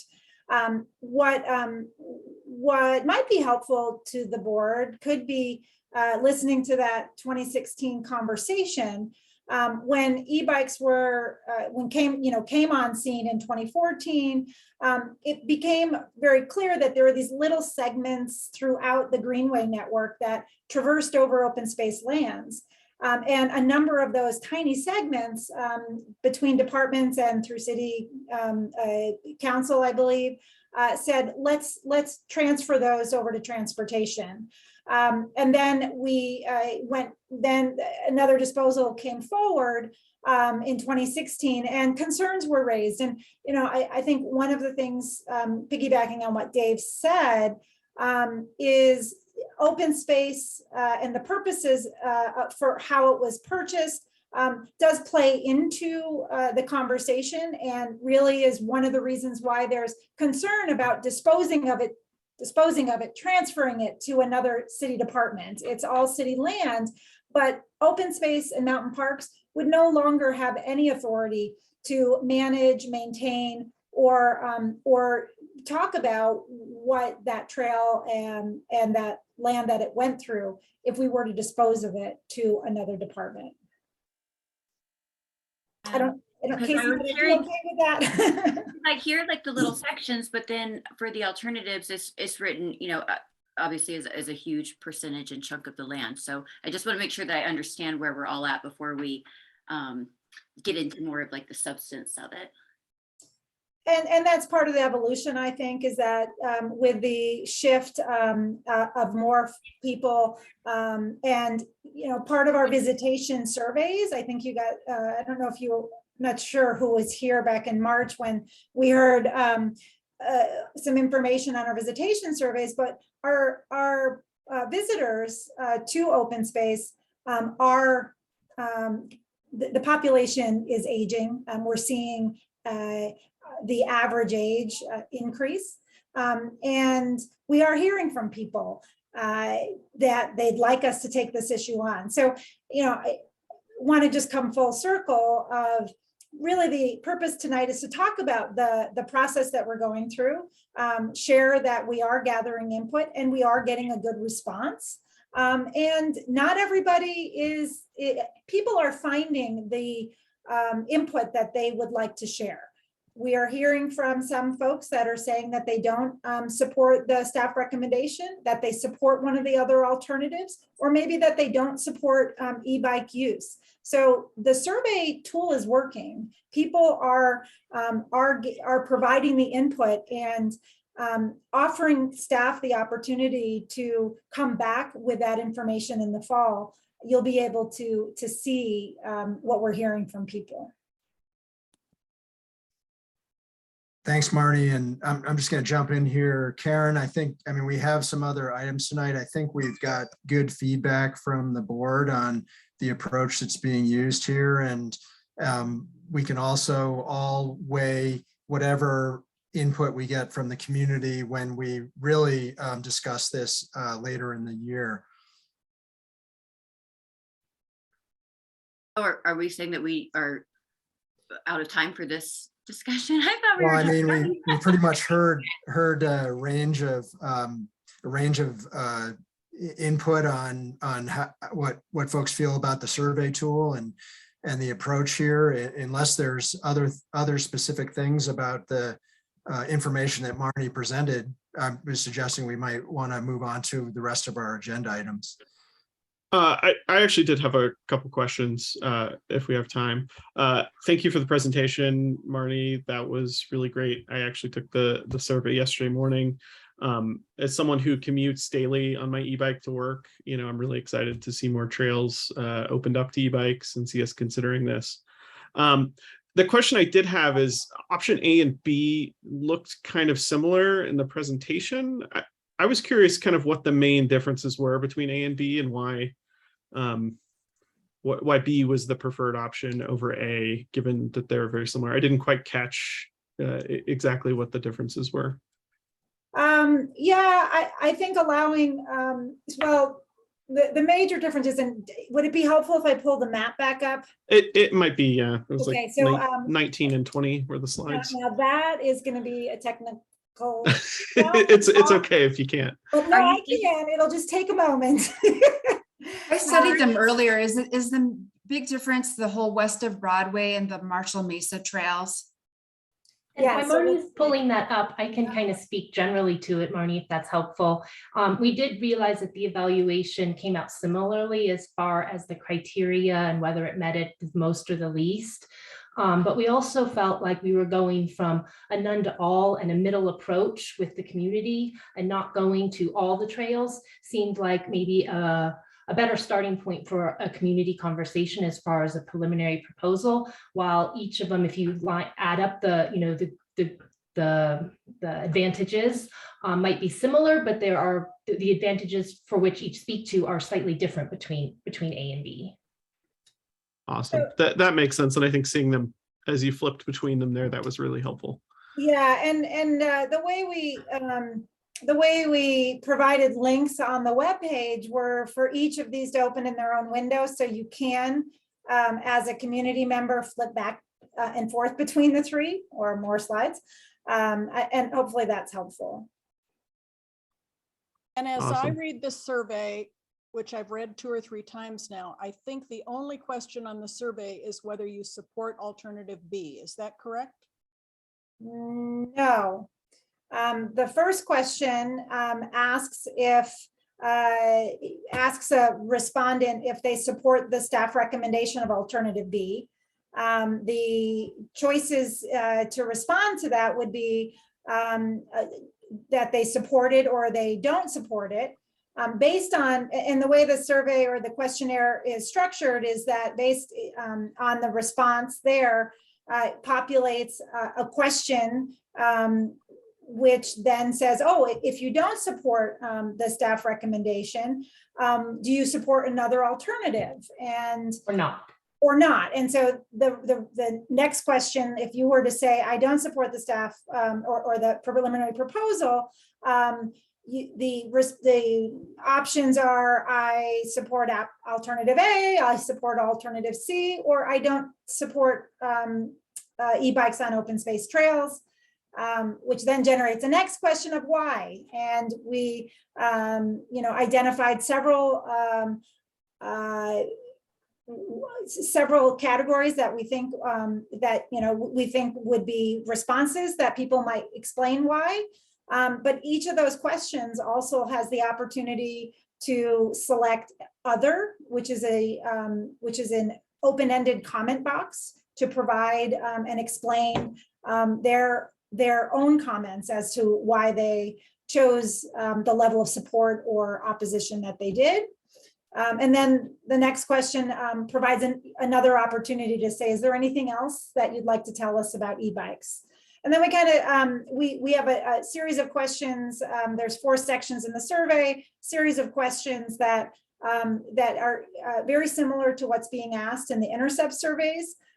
which the Intercept survey that our Human Dimensions team is doing is representative, very similar of all of our visitation surveys, representative of our community, and to gauge the similarities or differences of how what we're hearing from people who are engaged in this particular process versus just out on our trail system as a user or as a visitor recreating on our lands. So I think what you're saying, Marnie, is that when you look at question 1 on the screen, you're not seeing a question that would pop up if you opposed alternative B. Is that correct? Nope, that's incorrect. If you look at go on your screen to section 1, question A. The question asks, do you support the I preliminary? can read it on my screen. Please indicate your level of support for the preliminary staff proposal of alternative B. And that's the only question that I see on my screen when I look at the survey about any of the alternatives. And I think what you're saying, and what I want to know is this correct? That if I do not select strongly support or somewhat support for number 1, if I select strongly oppose or somewhat oppose, I'm taken to another question that I cannot see on the screen. Yeah, I'm not sure why you're not seeing more than one question. The question 2 that I see on my screen are there any other comments about e-bikes you would like to share? Right. I think if you click strongly oppose, like select strongly oppose on question 1, and then you will see that's what I'm saying, John. So I selected strongly oppose and it says, do you support another alternative? And one of the options is I don't support e-bikes on open space trails. Yeah, I see all those others, but you don't see that. Is the only time you get that if you select strongly oppose? Or Not oppose, you get it too. You know, a lot of surveys are designed that one question per page. You answer a question and based on how you answer. Marnie, I'm just trying to understand your question 1 and how you get to these other things you're talking about.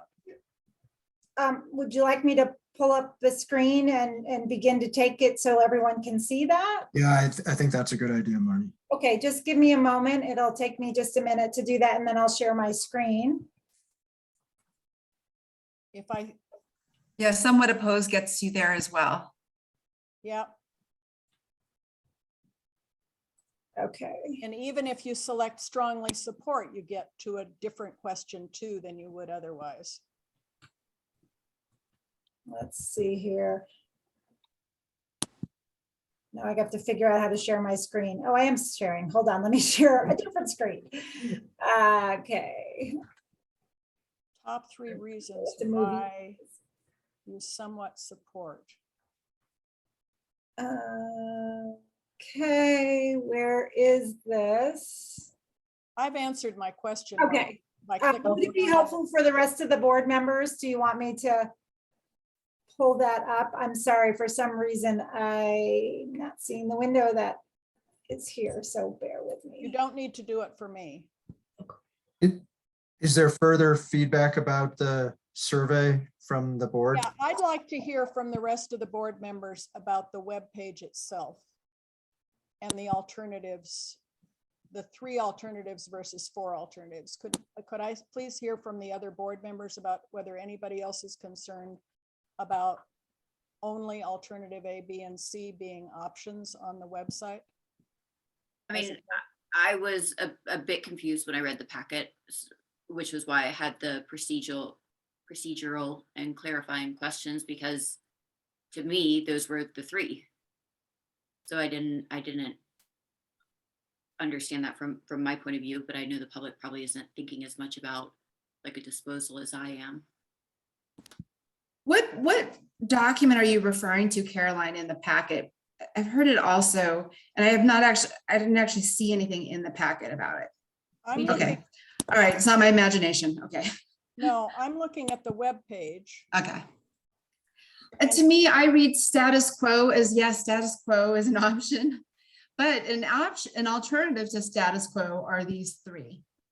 So I read through that webpage and it was pretty easy for me to digest. Well, my question, I think, was at that point, if disposal is not desirable, and let's just say the status quo of the board is not in favor, I was reading something like, within the department do other things to try and move around a disposal, like the intergovernmental transfers. And that was going to be my next question, is if the board says no, is there going to be another avenue pursued? Or, but I think that I heard that if the board says no, then that would be that. If I heard that correctly. I don't know, in theory, can't council take action even if we say no action? I don't think they would politically, but couldn't they theoretically? Making a recommendation to council. OSBT must make a recommendation to council before. Right, so we could recommend no, and then they could still take action, their own action, theoretically. Yeah, I mean, council is the deciding factor. And, you know, the board is here to speak on matters relative to open space. So they certainly take your recommendation and consider that as well. The charter says that we make recommendations to council on use. Yeah, and John, I guess I don't want to belabor this point unduly, but for me, this questionnaire prejudices the responses. And basically the key thing for me, there are two key things. One is there are only 3 alternatives, which suggests that, you know, e-bikes are you know, going to be there in some fashion. And then later in the survey, it says, do you support the staff recommendation, which, you know, is definitely a prejudicial question, because the fact of the matter is that what you want to know is, you know, where does the community fall as far as the proposed actions. And the staff recommendation shouldn't be the guiding force of that response initially. I get you, Dave, and we can look at that. We can have the human dimension staff look at the survey and make sure that it's neutral, and have a conversation about that. So appreciate the feedback. That's my concern. Yep. I agree with Dave. I think it's really important that if we're spending the time and money that we obviously are on this issue, that we get information that's going to be relevant to our decision making in October and November. Yeah, I want it just to have like continuity. So like if we were talking about prairie dog recommendations, if there was something that could count that wasn't there, that could, you know, not be so good. So. Yep. And we should also be clear on the disposal issue that if the board says no, the council doesn't get to review that. If the board says yes, then there's council review and a vote, you know, there's a process that then subsequently follows. But for me, I don't see disposal as either even remotely possible or an issue, because I don't think that the board will support that in any fashion. Yeah, I agree. And I understand why Caroline is so confused by the disposal question, not having been through the 2014 and 16 discussions. Yeah, I was talking about 25% of all the trails. And I was like, what? How could that be? Yeah. No, I think what might help, Caroline, is in 2014, we did touch on this briefly, you know, the conversation, you know, e-bikes were an emerging technology in 2014, and they were not really capable of going on soft surface trails. They were really a hard surface. It was just looking at transportation paved trails. And so it was looking at a much smaller network of trails that we were looking at. I think, as Marnie was saying, you know, technology has shifted, community interest has shifted, and the conversation has expanded. You know, many communities are having these discussions. And so that's why the geographic space has expanded. And that's why our alternatives are looking at the entirety of our system and not just the interconnectedness of our greenways system, which is what we were talking about in 2014.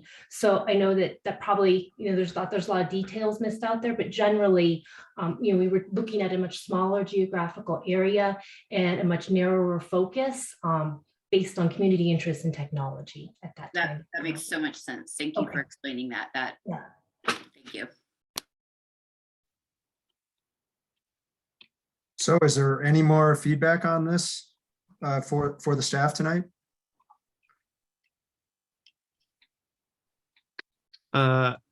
Thank you for pulling this together, both the survey, the presentation. They were great. I've heard from a lot of community members that are incredibly excited about this and seeing it move forward. So thank you. Well, thank you for the input. I assume Dan has left, is that correct? Yes. Yeah, so Karen, Dan had to leave on a family emergency. So I'll check in for him here. Okay, And, are there other announcement under verbal updates? and I will pass on verbal updates because I don't know what he had planned for that. So we can move now to matters from the board if the board would like to do that. Okay. We have a retreat coming up this fall. And last year, Dave and Caroline chaired a committee that worked on preparing the agenda for that retreat and did a great job, allocated out different segments of the agenda to various board members and all. And I'd like to designate a different duo to help build the agenda for the fall retreat this year. And if there are no objections, I'd like to designate a team of Michelle and Dave to prepare the agenda for the 2022 OSBT retreat. I will agree to do it if Dave goes on an e-bike ride with me.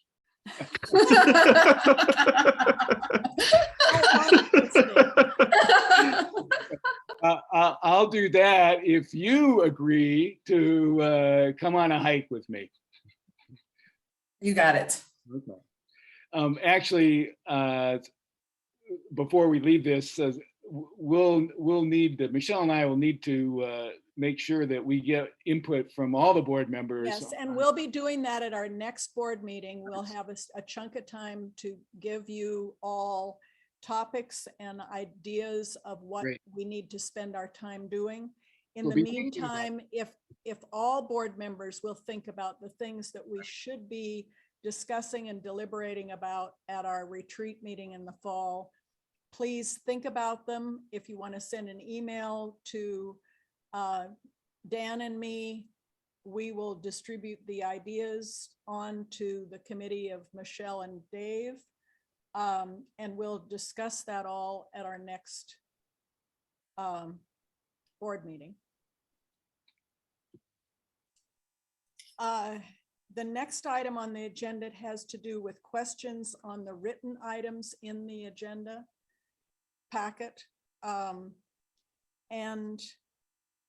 Dan and I discussed after both of us thoroughly digested the ramp item B under written information.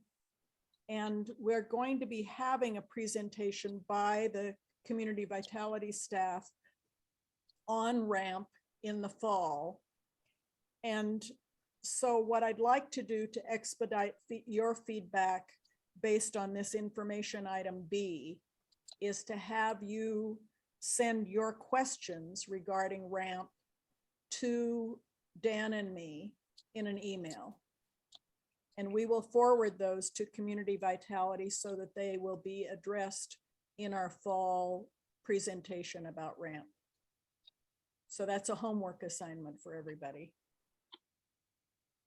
And then we have written information under A, which is the Jefferson County Front Range Trail feasibility study. And I'm sure there are questions that various board members have. So I'd like to open up the floor to questions about Jefferson County, Colorado Front Range Trail feasibility study, Greenways trail improvements. Karen, I don't want to miss the opportunity to come back around to e-bikes after we left it so recently. But I do have a question, and let's see, I guess Casey, it's probably for you.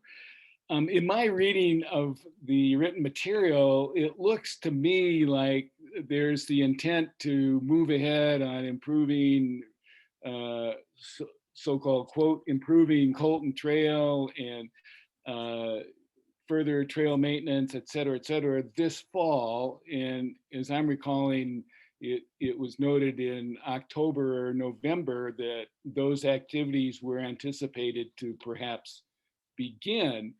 And so my question is, given our recent conversation on e-bikes and the process, how does that schedule fit with what we were told is the process and schedule for a decision on e-bikes?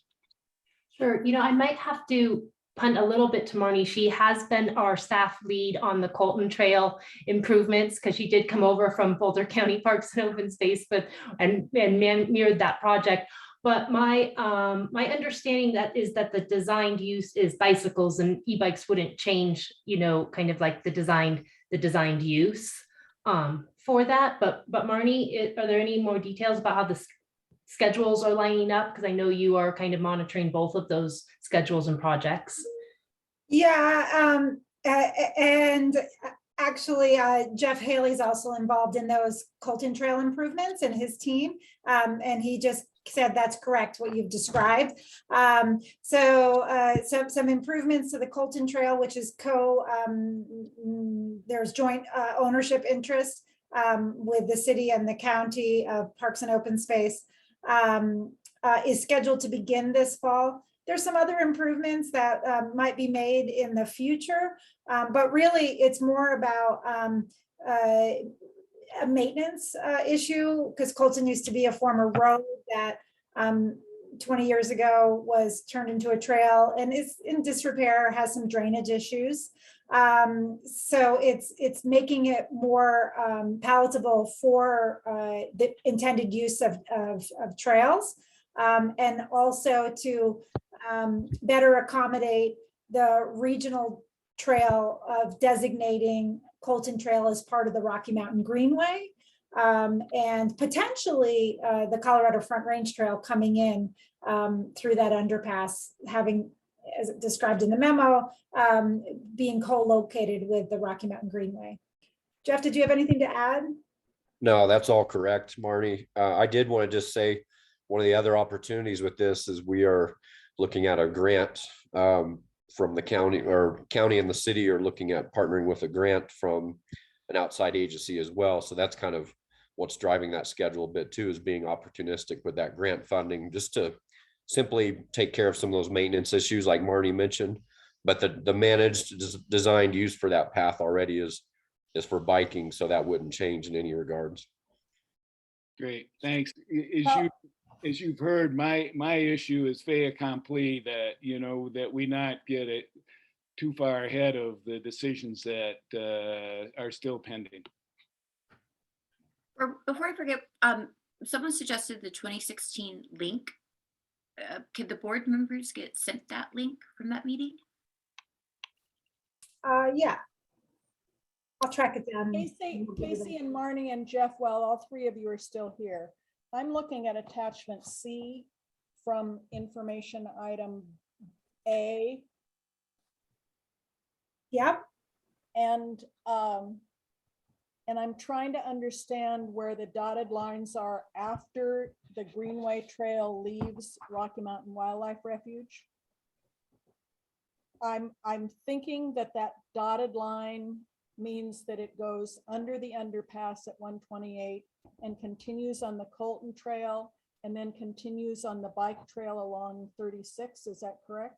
Yeah, I think, and I'm sorry that the legend doesn't describe that the dotted, I think, is conceptual, or it is, well, it's not built yet. The description says highly generalized potential connection. Right. But yeah. My other question is, the heading for this memo is Rocky Mountain Greenway and Colorado Front Range Trail. So the the drawing on page 6 for attachment C, is that the drawing for the Greenways Trail, for the Front Range, Colorado Front Range Trail, or for both of them? Are they the same? The feedback, and so they're actually separate. So I don't think a decision has been made in terms of Colorado Front Range Trail and the alignment once it comes into Boulder County. That process has not happened. The county Parks and Open Space has designated the Rocky Mountain Greenway from coming through the underpass into Boulder County. Over, doesn't it? I'm sorry, I didn't hear that. It comes from Two Ponds over, and the Front Range Trail comes from somewhere. Is that Golden North? I think it's around Table Mountain, really, where they're where the feasibility study is looking at those alternatives. And there's a support from the partners. As far as Boulder County goes, nobody knows at this point whether the Colorado Front Range Trail and the Rocky Mountain Greenway Trail are going to be on the same path or not. Is that a correct statement? Whether they're going to be co-located once they continue into Boulder County, that is correct. Yes.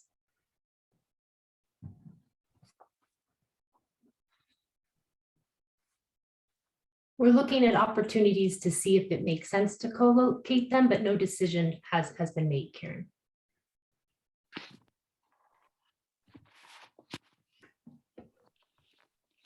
Other questions from the board?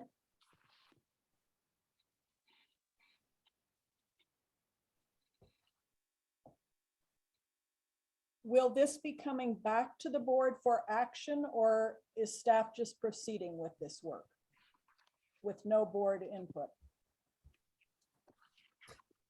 Well, the Colorado Front Range Trail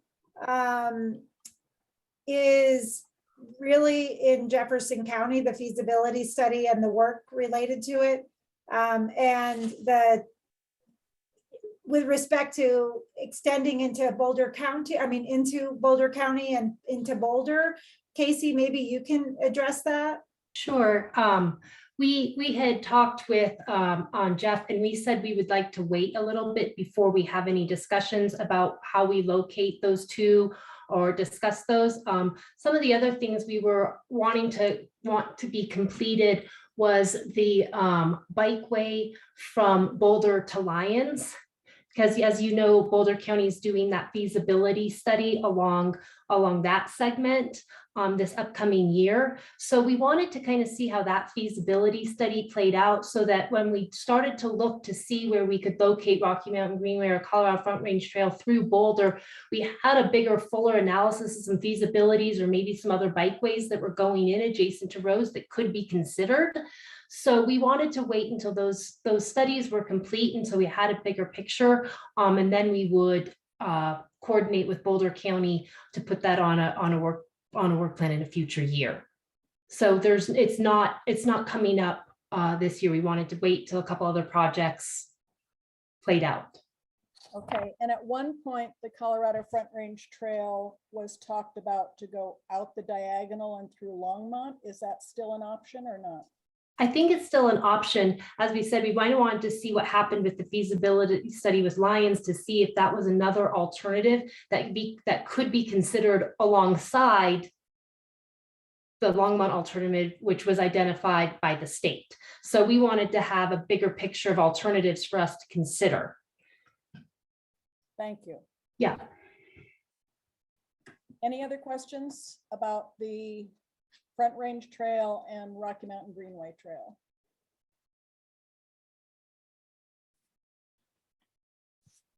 Okay.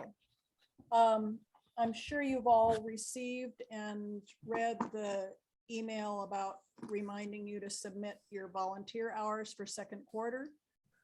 Those are due, I think, next week. And Michelle, you wanted to address an item about procedure. Yes, thank you. I wanted to express just my lack of awareness of the practice of inviting people to come and present under matters from the board. And I see that there was the one that we had today and one of the same sort of flavor for the August meeting. And I'm sorry, Karen, but you and I we missed each other in our email exchanges. But we also had some sound issues in the beginning, so I didn't get to hear everything that you said. I have a second screen plugged in and the sound was coming from that. But I think you were trying to set the stage for, why you brought this particular item up. So, and then you also, I think you mentioned that something about the board procedures document. So I was looking at that as well. I guess from my experience of being on city boards is that the section of matters of the board from the board are typically opportunities to do board business rather than to take up substantive issues. I'm not aware of any discussion that took place about taking on this particular issue as a board. So, I kind of gleaned from the email that it was really a matter from the chair, basically Dan's email, that it was coming from you, Karen. And my thought around this is that if we do want to take up different topics as a board, that should be possibly something that we come up with a list in the retreat, in our board retreat, and find a way for staff to integrate them into their work plan and into a schedule in a way that we can invite people who are going to provide us some expertise in a way that is really giving airtime to multiple people, and it can be vetted, or organizations, and it can be vetted, and who's getting invited and who's not getting invited and why.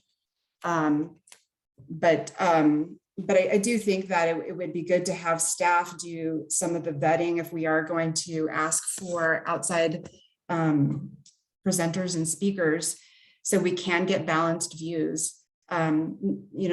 Totally respectful of our speaker today. I wondered about, I'm glad that that I listened to that, but I wonder, the relevance, considering the land that they're talking about is really on leash all the time.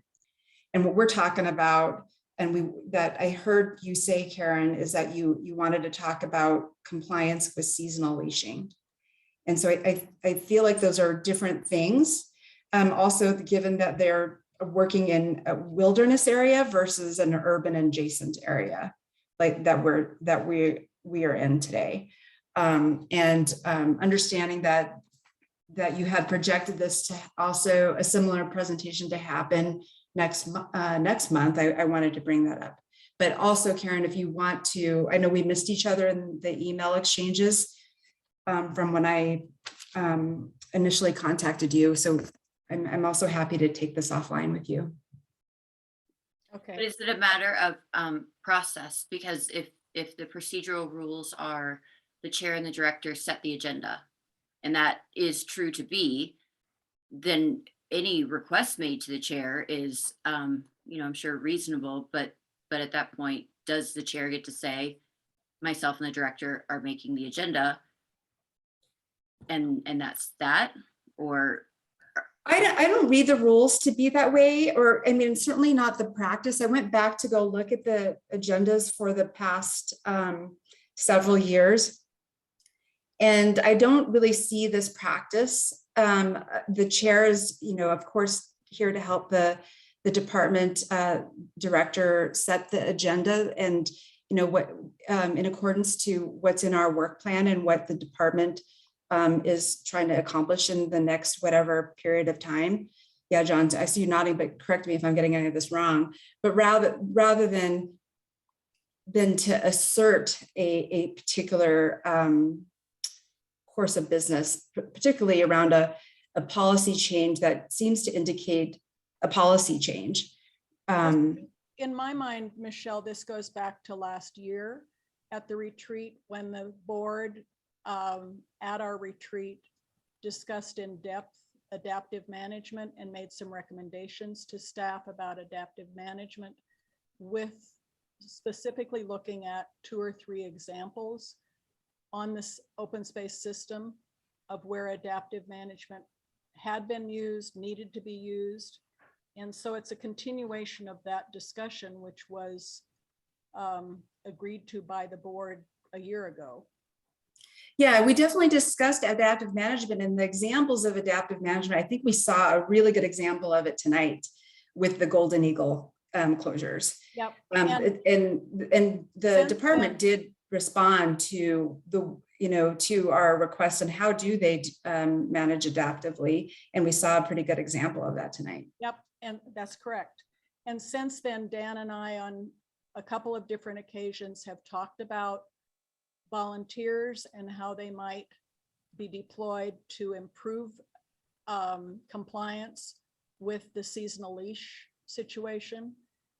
And so this was an opportunity to hear from programs, established programs that have worked to improve compliance with a leash requirement through the kind of direct interaction that the research shows works better than just signs. So Karen, I think listening to Michelle's questions and comments, she's making some good points.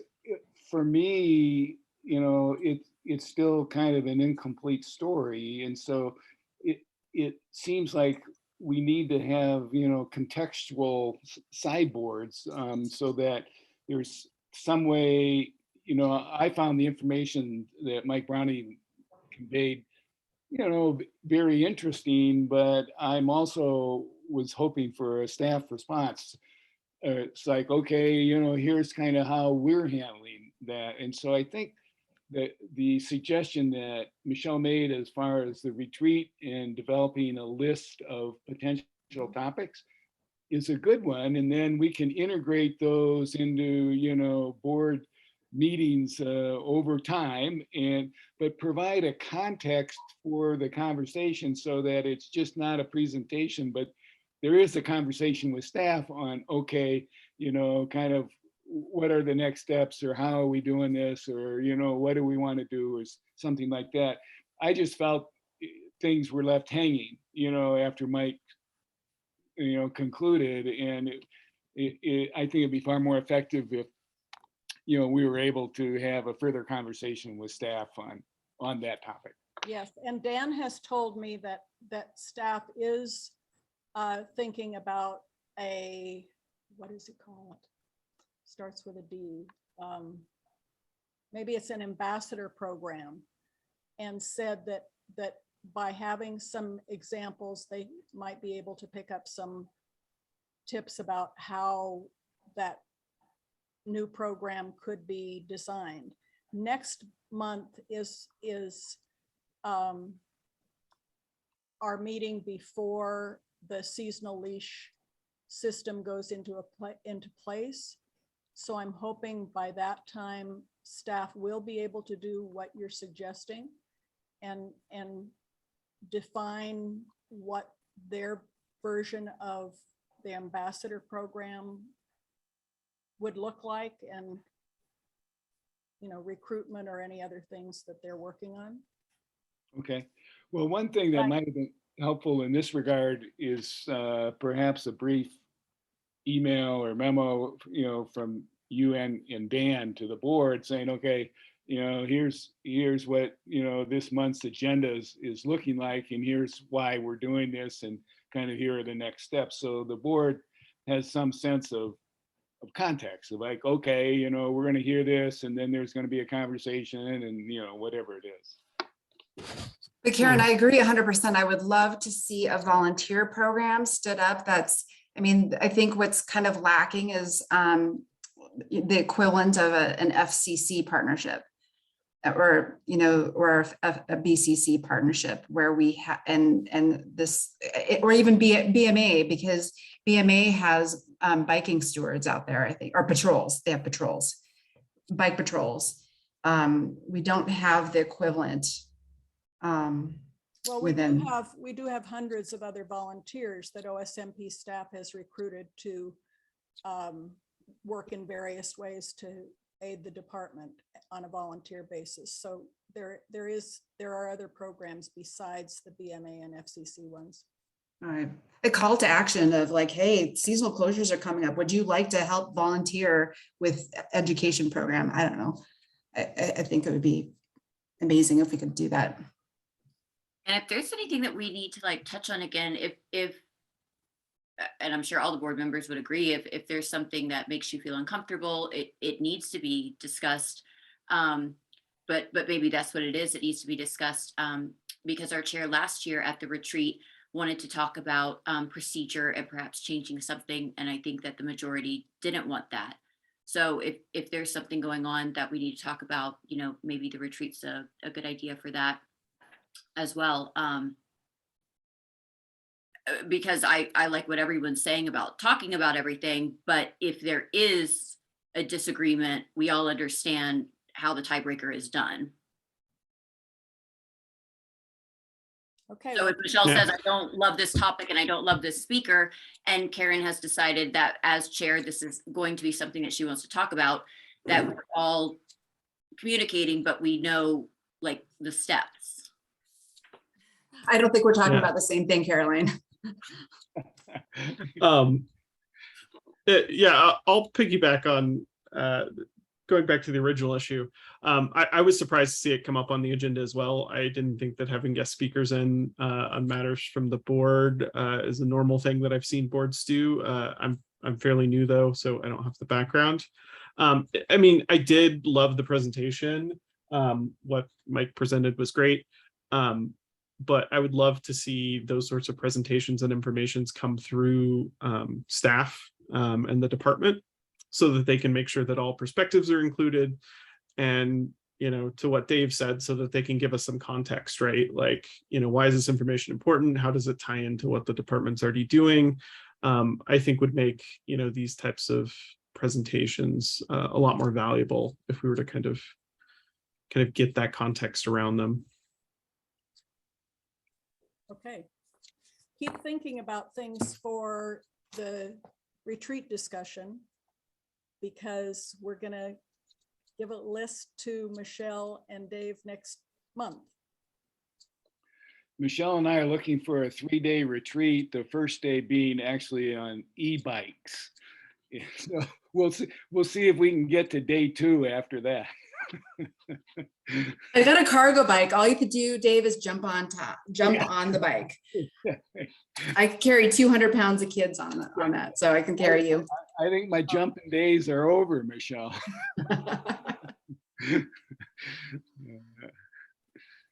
Okay, I think we're at the end of the agenda. Are there any other matters that I've forgotten? Thank you all. Okay, Thanks, the board. meeting is closed and we'll see you next month. Yeah. We don't, no, our field trip's after the next meeting. Okay. Good night.